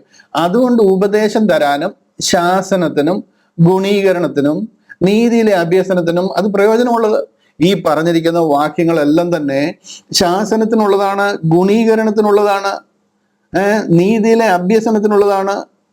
എന്തിനാ ശാസനം? ഇതിൻ്റെ ഒന്നും ആവശ്യമില്ല എന്നുണ്ടെങ്കിൽ, സൽപ്രവർത്തികളിലോ അല്ലെന്നുണ്ടെങ്കിൽ ഈ കാര്യങ്ങൾക്കൊന്നും ആവശ്യമില്ല എന്നുണ്ടെങ്കിൽ, ദൈവത്തിന്റെ മനുഷ്യൻ സകല സൽപ്രവർത്തിക്കും വക പ്രാപിച്ച് തികഞ്ഞവനാകേണ്ടതിന് ഉപദേശത്തിനും ശാസനത്തിനും. എന്തിനാ ശാസിക്കുന്നേ? പൗലോസ് അപ്പോസ്തലനും എനിക്കും എല്ലാം കിട്ടുന്നത് ഒരേ കാര്യമാണ്, അല്ലെന്നുണ്ടെങ്കിൽ രക്ഷ നമ്മുടെ പ്രവൃത്തിയാലാണ് കിട്ടുന്നത് എന്നൊക്കെ പഠിപ്പിച്ചു കഴിഞ്ഞാൽ ഈ വാക്യങ്ങൾക്ക് അർത്ഥമില്ലാതെ പോവുക. അത് ശാസനത്തിനും ഗുണീകരണത്തിനും. ഈ ഗുണീകരണമൊക്കെ ചെയ്യുന്നത് എന്തിനാന്ന് ചോദിച്ചു കഴിഞ്ഞാൽ, നമ്മുടെ വിശുദ്ധ ജീവിതം, നമ്മുടെ സൽപ്രവൃത്തിയിൽ നാം ഉത്സാഹമുള്ളവരായിരിക്കണം. അതുകൊണ്ടാണ് നമുക്കിത് ഗുണീകരണത്തിനും നീതിയിലെ അഭ്യാസനത്തിനും ഒക്കെ ഇത് നമുക്ക് തന്നിരിക്കുന്നത്. കൊലോസി ലേഖനം 1-ാം അധ്യായം അതിന്റെ 10-ാം വാക്യം. കൊലോസി ലേഖനം 1-ാം അധ്യായം അതിന്റെ 10-ാം വാക്യം. അവിടെ പറയാണ്, കൊലോസി ലേഖനം, നിങ്ങൾ പൂർണ്ണ പ്രസാദത്തിനായി കർത്താവിന് യോഗ്യമാവണ്ണം നടന്ന് ആത്മീക സകല ജ്ഞാനത്തിലും വിവേകത്തിലും അവന്റെ ഇഷ്ടത്തിന്റെ പരിജ്ഞാനം കൊണ്ട് നിറഞ്ഞു വരണമെന്നും. അടുത്ത വാക്യം കണ്ടോ? സകല സൽപ്രവൃത്തിയിലും ഫലം കായ്ച്ച് ദൈവത്തെക്കുറിച്ചുള്ള പരിജ്ഞാനത്തിൽ വളരണമെന്നും. സകല സൽപ്രവൃത്തിയിലും ഫലം കായ്ക്കണം. ഒരു സൽപ്രവൃത്തിയിൽ മാത്രമല്ല, സകല സൽപ്രവൃത്തിയിലും ഫലം കായ്ച്ച് ദൈവത്തെക്കുറിച്ചുള്ള പരിജ്ഞാനത്തിൽ വളരണം.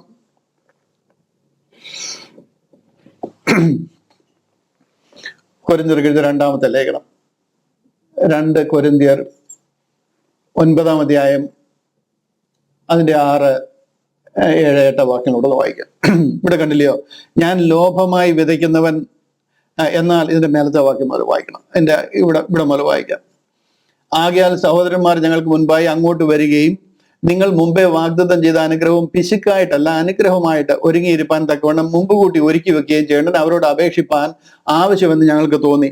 ഇതെന്താന്ന് ചോദിച്ചു കഴിഞ്ഞാൽ, പൗലോസ് അപ്പോസ്തലൻ കൊരിന്ത്യരോട് പറയുക, ഞാൻ ഫണ്ടുപിരിവിന് വേണ്ടി അങ്ങോട്ട് വരിക, ധനശേഖരണത്തിന് വേണ്ടി വരിക. ഇതൊന്നും പൗലോസ് അപ്പോസ്തലന് വീട് പണിയാനോ കാറ് മേടിക്കാനോ ഒന്നും അല്ല, യെരുശലേമിലെ വിശുദ്ധന്മാർക്ക് കൊടുക്കാനാ.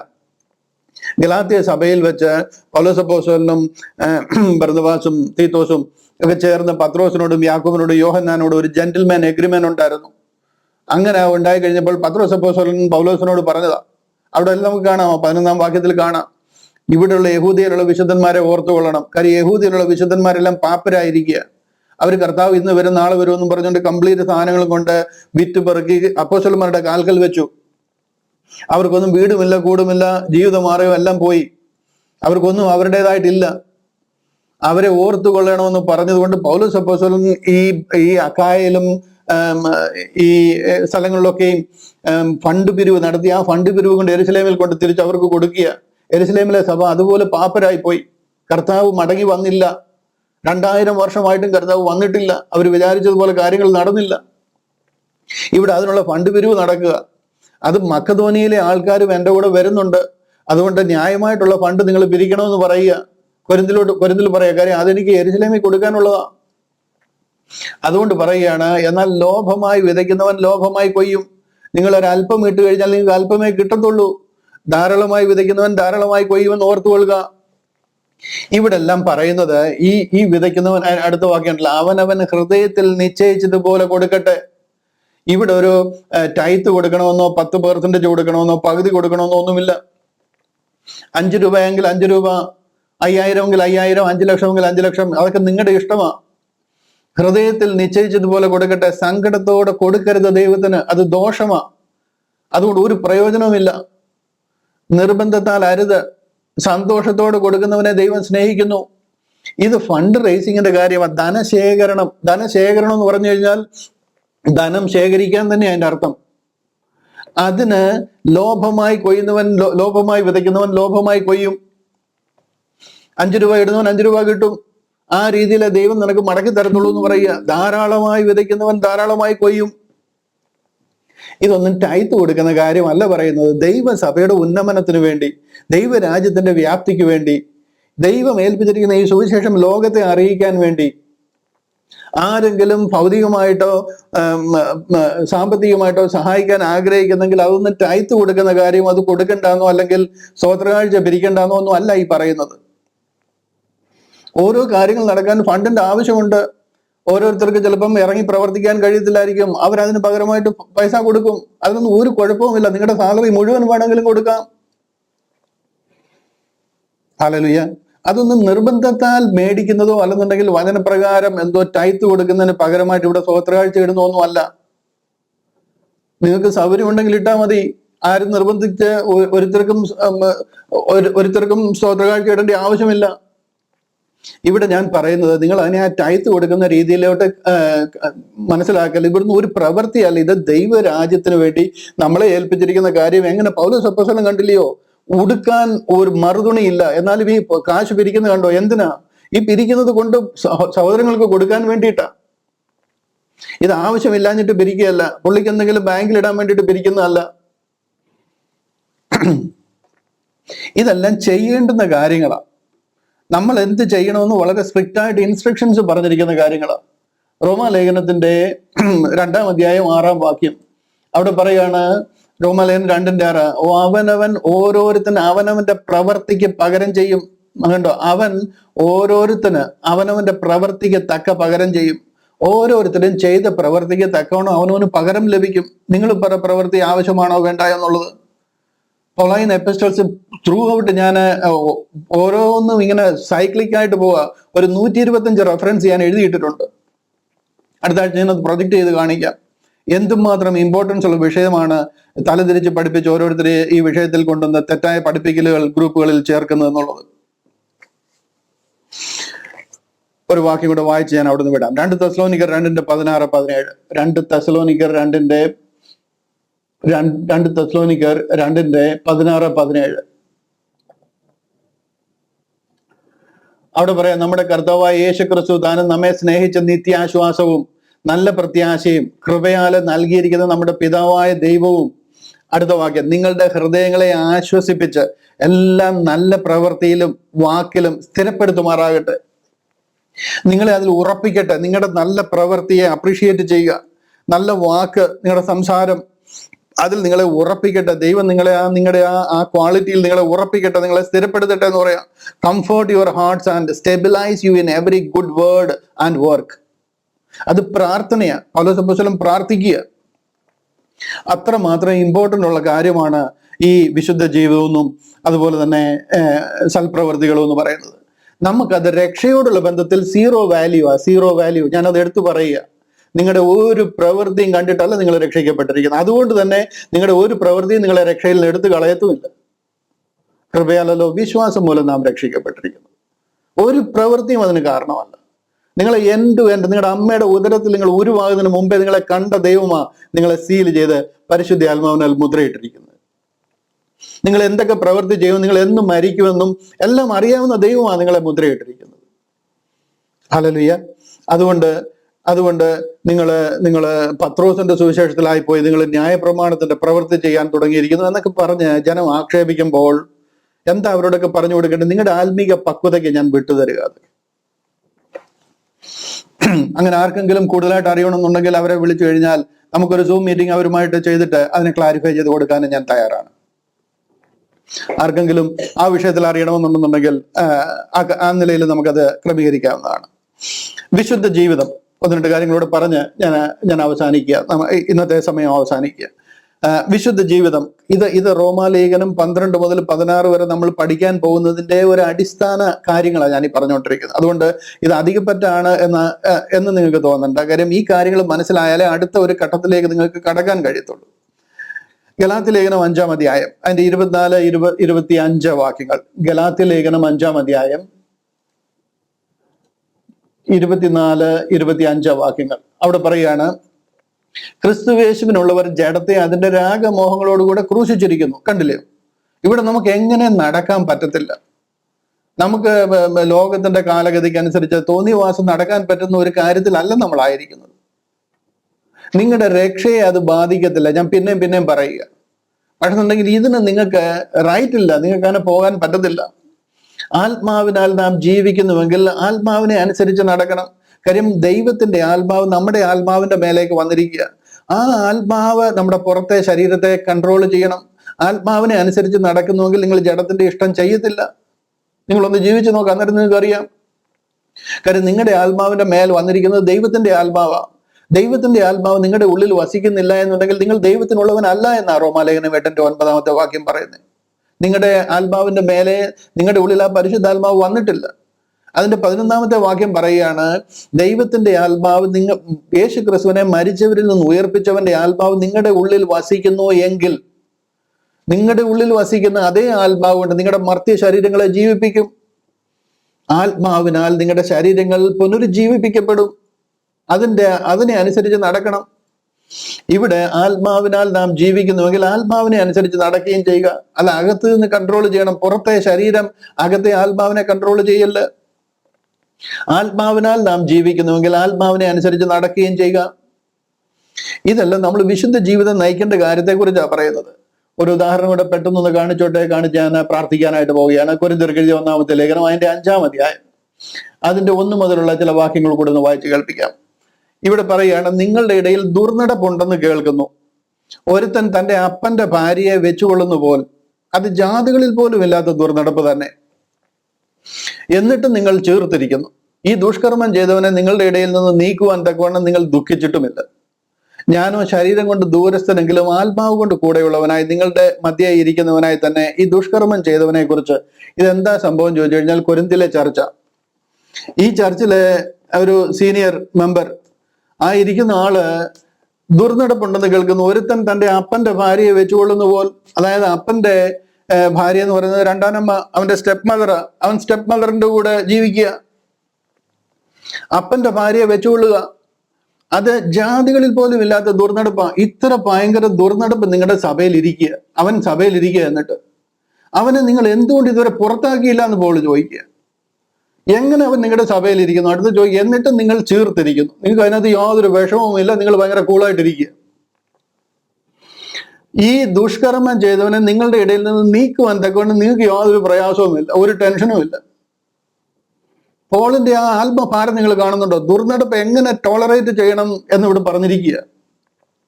ഞാനോ ശരീരം കൊണ്ട് ദൂരസ്ഥൻ. ഈ ലേഖനം എഴുതുമ്പോൾ പോൾ അവിടെ ഇല്ല. അപ്പോൾ എഫെസോസിലിരുന്ന ഈ ലേഖനം എഴുതുന്നത്, ഞാൻ ശരീരം കൊണ്ട് ദൂരസ്ഥനാണെങ്കിലും ആത്മാവ് കൊണ്ട് കൂടെ ഉണ്ട്. അതായത് ഞാൻ നിങ്ങളോടൊപ്പം ഉണ്ട്. നിങ്ങളുടെ ഈ ഒരു കാര്യത്തിനെതിരായിട്ട് നിങ്ങൾ തീരുമാനമെടുക്കാൻ എൻ്റെ 100% സമ്മതം നിങ്ങൾക്കുണ്ട്. ആത്മാവ് കൊണ്ട് ഞാൻ നിങ്ങളോട് കൂടെ ഉണ്ട്. നിങ്ങളുടെ മധ്യേ ഇരിക്കുന്നവനായി തന്നെ ഈ ദുഷ്കർമ്മം ചെയ്തവനെ കുറിച്ച് നിങ്ങളുടെ കമ്മിറ്റി വിളിച്ചു കൂട്ട്, നിങ്ങളുടെ എൽഡേഴ്സ് എല്ലാം കൂടെ ചേർന്നിട്ട് ഞാൻ കൂടില്ല, പക്ഷെ എൻ്റെ ആത്മാവ് എൻ്റെ സമ്മതവും പൂർണ്ണമായിട്ട് നിങ്ങളോടൊപ്പം ഉണ്ട്. അങ്ങനെ ഈ ദുഷ്കർമ്മം ചെയ്തവനെ കുറിച്ച് നിങ്ങളും എൻ്റെ ആത്മാവും, ഞാൻ അവിടെ ഇല്ല, പക്ഷെ എൻ്റെ സമ്മതമാണ്, എൻ്റെ ആത്മാവും നമ്മുടെ കർത്താവായ യേശുവിൻ്റെ ശക്തിയോട് ഒന്നിച്ചു കൂടിയിട്ട് ദൈവത്തിന്റെ തീരുമാനമായത്. അതിൽ എൻ്റെ ആത്മാവിന്റെ സമ്മതം നിങ്ങളോടൊപ്പം ഉണ്ട്. നിങ്ങളുടെ കമ്മിറ്റിയും കൂടെ കൂടിയിട്ട് നമ്മുടെ കർത്താവായ യേശുവിന്റെ നാമത്തിൽ അവനെ പുറത്താക്കാൻ പറയുക. ആത്മാവ് കർത്താവായ യേശുവിന്റെ നാളിൽ രക്ഷിക്കപ്പെടേണ്ടതിന് ജഡസംഹാരത്തിനായി സാത്താൻ ഏൽപ്പിക്കണമെന്ന് വിധിച്ചിരിക്കുന്നു. ഈ കാലഘട്ടങ്ങളിലൊക്കെ ഒരു ദൈവസഭ എന്ന് പറഞ്ഞു കഴിഞ്ഞാൽ, ഒരു എന്താ പറയുന്നത്, ഒരു ചർച്ച് എന്ന് പറഞ്ഞു കഴിഞ്ഞാൽ ഒരു കിങ്ഡം ഓഫ് ഹെവൻ എന്ന് പറയുന്ന ഒരു റലം, അല്ലെങ്കിൽ കിങ്ഡം ഓഫ് ഗോഡ് എന്ന് പറയുന്ന ഒരു റലമാണ് ചർച്ചിന്റെ കാര്യങ്ങൾ. ആ ചർച്ചിന്റെ വെളിയിൽ എന്ന് പറഞ്ഞു കഴിഞ്ഞാൽ ലോകമാണ്. അത് പിന്നെ സാത്താന്റെ ലോകമായിട്ട് അതിനെ കാണുന്നത്. അതാ ഇവിടെ പറഞ്ഞിരിക്കുന്നത്. അതായത് അവനെ ചർച്ചിൽ നിന്ന് വെളിയിലാക്കാനായി പറയുന്നത്. ഹല്ലേലൂയ. ഇങ്ങനെയുള്ള കാര്യങ്ങൾ ടോളറേറ്റ് ചെയ്യാൻ പറ്റത്തില്ല. പൗലോസ് അപ്പോസ്തലന്റെ ഒരു ഉദാഹരണം ഞാൻ കാണിക്കുക വിശുദ്ധ ജീവിതത്തെക്കുറിച്ച്. തെറ്റ് ചെയ്യുന്നവനെ പിടിച്ച് വെളിയിലാക്കാൻ പറയുക, അവനെ മുന്നിൽ ഇരുത്തിയേക്കാൻ നിങ്ങൾക്ക് ഒരു ബുദ്ധിമുട്ടുമില്ല, നിങ്ങൾക്ക് അതിൽ ഒരു ടെൻഷനും ഇല്ലാതെ എങ്ങനെ ഇവനെ മെയിൻറ്റെയിൻ ചെയ്യുന്നു എന്ന് ചോദിക്കുക. ഇതാണ് വിശുദ്ധ ജീവിതത്തെക്കുറിച്ചുള്ള ഓർഡർ. എന്നാലും പോൾ ആ വെളിയിൽ എടുത്ത് കളഞ്ഞത് ഇവനെ അങ്ങ് നശിപ്പിച്ച് കളയാൻ വേണ്ടിയിട്ടല്ല, ഇവൻ എങ്ങനെയും ഇവനെ അങ്ങ് ഇല്ലായ്മ ചെയ്യാൻ വേണ്ടിയിട്ടോ ഇവൻ നഷ്ടപ്പെട്ടു പോകാൻ വേണ്ടിയിട്ടോ ഒന്നുമല്ല കേട്ടോ. അവൻ രക്ഷപ്പെട്ടതാ, അവൻ കർത്താവിനെ അറിഞ്ഞവനാ, പക്ഷെ തെറ്റ് ചെയ്യുന്നുണ്ട്, അവനെ പുറത്താക്കാൻ പറയുക. അടുത്ത ലേഖനം എഴുതുമ്പോൾ അവരോട് പറയുന്നുണ്ട്, അവനെ തിരിച്ചെടുത്തോളാൻ പറയാം, മതി, അവന് കൊടുത്ത ശിക്ഷ മതി, അവനെ തിരിച്ചെടുത്തോളാൻ പറയാം. ഞാൻ അതുകൂടെ ഒന്ന് കാണിക്കാം. കൊരിന്ത്യർക്ക് എഴുതിയ 2-ാമത്തെ ലേഖനം, ഒരു വർഷം കഴിഞ്ഞപ്പോഴാണ് 2-ാമത്തെ ലേഖനം എഴുതുന്നത്. അതിന്റെ 2-ാം അധ്യായത്തിന്റെ 6-8 വാക്യങ്ങൾ കാണിക്കാം, 6 മുതൽ 8 വരെയുള്ള വാക്യങ്ങൾ. അത് കണ്ടില്ലേ അവിടെ പറയുന്നത്, അവന് ഭൂരിപക്ഷത്താൽ ഉണ്ടായ ശിക്ഷ മതി. കാര്യം അവനെ പുറത്തു വിട്ടു, അവന് നാണക്കേടായി, അവന് ലോകം മുഴുവൻ അറിഞ്ഞു, അവന് ആ പട ശിക്ഷ കിട്ടി, അതിന്റെ പേരിൽ അത് മതി അവന്. അവൻ അതിദുഃഖത്തിൽ മുങ്ങിപ്പോകാതിരിക്കേണ്ടതിന് നിങ്ങൾ അവനോട് ക്ഷമിക്കുകയും അവനെ ആശ്വസിപ്പിക്കാൻ തന്നെ വേണ്ടത്. തിരിച്ചെടുത്തോളാൻ പറയാ അവനെ. ഇനി അവൻ നേരെ ആയെങ്കിൽ അവനെ തിരിച്ചെടുക്കാൻ പറയുക. അതുകൊണ്ട് നിങ്ങളുടെ സ്നേഹം അവന് ഉറപ്പിച്ചു കൊടുക്കാൻ ഞാൻ നിങ്ങളോട് അപേക്ഷിക്കുന്നു. അവനെ കംഫോർട്ട് ചെയ്യാൻ പറയാ. Wherefore I beseech you that you would confirm your love toward him. ഇവിടെ എന്നേക്കുമായിട്ട് ഇല്ലായ്മ ചെയ്യുവാൻ വേണ്ടിയിട്ടല്ല അങ്ങനെ ഒരു സംഗതി ചെയ്യാനായിട്ട് പോൾ പറഞ്ഞത്, അവനെ നേരെയാക്കാൻ വേണ്ടിയിട്ടാണ്. സഭയിൽ വിശുദ്ധ ജീവിതം ഈ സഭയുടെ ഡിസിപ്ലിനറി ആക്ഷന്റെ ഭാഗമായതൊക്കെ. ഇവിടെ ഒന്ന് നമുക്ക് എങ്ങനെയും ജീവിക്കാമെന്ന് പഠിപ്പിക്കുന്ന ഒരു ഉപദേശം ഈ ഉപദേശത്തിൽ ബോഡി ഓഫ് ക്രൈസ്റ്റിൽ പറ്റത്തില്ല. അത് completely against Pauline epistles, Pauline എന്താ പറയുന്നത്, റൈറ്റ് ഡിവിഷൻ ഉപദേശമാണ്. വിശുദ്ധ ജീവിതവും സൽപ്രവൃത്തികളും ബോഡി ഓഫ് ക്രൈസ്റ്റ് എന്ന ക്രിസ്തീയ സഭയുടെ 2 ആട്രിബ്യൂട്ടുകളാണ്. ഒരു കോയിന്റെ 2 സൈഡുകൾ, 2 വശങ്ങൾ എന്ന് പറയുന്ന മാതിരി ആ വിശുദ്ധ ജീവിതവും സൽപ്രവൃത്തികളും ഇതിനോട് ചേർന്ന് പോകേണ്ടുന്ന കാര്യങ്ങളാണ്. അതിന് പ്രകാരം നമുക്ക് പ്രതിഫലമുള്ളത് കൊണ്ട് നമ്മളെ ന്യായം വിധിക്കുന്നു അതിന്റെ ബേസിസിലാണ്. ഹല്ലേലൂയ. ഞാൻ തൽക്കാലം ഇവിടെ നിർത്തുകയാണ്. അടുത്ത ആഴ്ചയിൽ ജഡത്തിലെ പരിച്ഛേദന, എനിക്ക് ആ വിഷയമൊക്കെ പബ്ലിക്കലി ക്ലാസ് എടുക്കാൻ തന്നെ ബുദ്ധിമുട്ടുണ്ട്. പക്ഷെ എന്നിരുന്നാലും ഞാനതിനെ ന്യായമായ രീതിയിൽ എക്സ്പ്ലെയിൻ ചെയ്തു തരാം. എന്താ ഒരു അസംബന്ധം അതിനെക്കുറിച്ചൊക്കെ പ്രചരിച്ചുകൊണ്ടിരിക്കുന്നതെന്ന് കണ്ടു കഴിഞ്ഞാൽ ചിന്തിക്കാൻ പോലും പറ്റാത്ത രീതിയിലുള്ള തെറ്റായ പഠിപ്പിക്കലുകളാണ് അതിനെക്കുറിച്ചൊക്കെ വന്നുകൊണ്ടിരിക്കുന്നത്. അതുകൊണ്ട് ഈ ആത്മീക പരിച്ഛേദന എന്താണ്, അതും ശരീരവുമായിട്ട് അല്ലെങ്കിൽ ജഡവും ആത്മാവും മുറിച്ചു മാറ്റുന്ന മാതിരിയാണോ ഈ പരിച്ഛേദന ചെയ്ത് ആ ഫോർ സ്കിൻ മുറിച്ചു മാറ്റുന്നത്? അതും ഇതുമായിട്ടൊക്കെ എന്ത് കണക്ഷനാണ് ഉള്ളത്? ഈ വിഷയത്തെക്കുറിച്ചുകൂടെ അടുത്ത ആഴ്ചയിൽ അല്പം കൂടെ ആഴമായിട്ട് ചിന്തിക്കുവാൻ ഞാൻ ആഗ്രഹിക്കുന്നുണ്ട്. എന്താണ് ആത്മീക പരിച്ഛേദന എന്നുള്ള വിഷയത്തെക്കുറിച്ച് അടുത്ത ആഴ്ചയിൽ നമുക്ക് ചിന്തിക്കുവാനായിട്ട് കഴിയും. ഇന്ന് ഞാൻ സ്ട്രെസ് ചെയ്ത് അടിയുറച്ച് പറഞ്ഞ് മനസ്സിലാക്കുവാനായിട്ട് ശ്രമിക്കുക. നമ്മുടെ വിശുദ്ധ ജീവിതം കാത്തു സൂക്ഷിക്കേണ്ടത് നമ്മുടെ ഉത്തരവാദിത്വമാണ്. കൃപയുടെ സുവിശേഷത്തിലേക്ക് വന്നു കഴിഞ്ഞാൽ മറ്റുള്ള ഏത് ഗ്രൂപ്പിൽ നിൽക്കുന്നതിനെക്കാട്ടിലും വിശുദ്ധ ജീവിതം നയിക്കാനുള്ള ടെംപ്ടേഷൻ നമുക്ക് കൂടുതലുണ്ടാവും. എന്നെ പേഴ്സണലായിട്ട് പറഞ്ഞു കഴിഞ്ഞാൽ എനിക്ക് ഈ കൃപയുടെ സുവിശേഷത്തിലേക്ക് വന്നതിന് ശേഷം ഒരുത്തരും എന്നോട് അതിനെക്കുറിച്ച് പറയേണ്ട ആവശ്യമില്ല. അല്ലാതെ തന്നെ എനിക്ക് ആ ഒരു സൽപ്രവർത്തികൾ ചെയ്യാനും വിശുദ്ധ ജീവിതത്തിൽ കൂടുതൽ ഉത്സാഹിയായിരിക്കാനും കൃപ ലഭിച്ചിട്ടുണ്ട്. ഇത് തന്നെയാണ് തിരുവചനം പറയുന്നത്. തീത്തോസിന്റെ ലേഖനം 2-ാം അധ്യായം 11-ാം വാക്യത്തിൽ ഇത് തന്നെയാണ് പറയുന്നത്. തീത്തോസിന്റെ ലേഖനം 2-ാം അധ്യായം അതിന്റെ 11-ാമത്തെ വാക്യം അവിടെ പറയുകയാണ്, സകല മനുഷ്യരും ഇത് കണ്ടില്ലോ, സകല മനുഷ്യർക്ക് രക്ഷാകരമായ ദൈവകൃപ ഉദിച്ചുവല്ലോ എന്ന് പറഞ്ഞിട്ട് നാം ഭാഗ്യകരമായ പ്രത്യാശയ്ക്കും മഹാദൈവവും നമ്മുടെ രക്ഷിതാവുമായ യേശു ക്രിസ്തുവിന്റെ തേജസ്സിന്റെ പ്രത്യക്ഷയ്ക്കായിട്ടും കാത്തുകൊണ്ട് ഭക്തികേടും പ്രപഞ്ച മോഹങ്ങളും ഇത് അടിവര ചെയ്യണം. ഭക്തി ഇല്ലാത്ത ജീവിതം, പ്രപഞ്ചമോഹം, അതായത് ഉലകത്തിലെ മോഹങ്ങള് വർജിച്ചിട്ട്, അതായത് അത് വിട്ടുകളഞ്ഞിട്ട് ഈ ലോകത്തിൽ സുബോധമുള്ളവരായിട്ട് നീതിയോടും ദൈവഭക്തിയോടും കൂടെ ജീവിച്ചു പോരേണ്ടതിന് അത് നമ്മെ ശിക്ഷിച്ചു വളർത്തുന്നു. എന്ത്? ദൈവത്തിന്റെ കൃപ. അതുകൊണ്ട് സകല മനുഷ്യർക്കും രക്ഷാകരമായ ദൈവകൃപ ഉദിച്ചുവല്ലോ എന്ന് പറയുന്നത്. ഈ കൃപയുടെ സുവിശേഷത്തിലേക്ക് വന്നു കഴിഞ്ഞിട്ട് നമുക്ക് ഏത് രീതിയിലും ജീവിക്കാൻ പറ്റുമെന്ന് പ്ലീസ് അങ്ങനെ ചിന്തിക്കരുത്. അതല്ല നമ്മുടെ വ്യവസ്ഥ. ഹല്ലേലൂയ. ഇത് ചില ബേസിക് കാര്യങ്ങളാണ്. നമ്മൾ 12 മുതൽ 16 വരെയുള്ള അധ്യായങ്ങളിൽ കൂടുതലായിട്ട് ഈ വിഷയങ്ങളെ ചിന്തിക്കും. അതിന്റെ പ്രാരംഭമായിട്ട് ഒരു പ്രീ റിക്വിസിറ്റ് ആയിട്ടും പ്രത്യേകാൽ ഇങ്ങനെ ഉള്ള ചില പഠിപ്പീരുകൾ നമ്മുടെയൊക്കെ ഗ്രൂപ്പുകളിൽ വ്യാപരിക്കുന്നത് കണ്ടുകൊണ്ട് ഞാൻ ആ വിഷയം ഒന്ന് കൈകാര്യം ചെയ്തതാണ്. അടുത്ത ദിവസവും അടുത്ത ആഴ്ചയിലും ഇതേ വിഷയത്തോടനുബന്ധമായിട്ടുള്ള ചില കാര്യങ്ങൾ കൂടെ പറഞ്ഞിട്ട് 12ാമത്തെ അധ്യായത്തിലേക്ക് കടക്കുവാനായിട്ട് ഞാൻ ആഗ്രഹിക്കുകയാണ്. ദൈവം നമ്മളെ ധാരാളമായിട്ട് സഹായിക്കട്ടെ.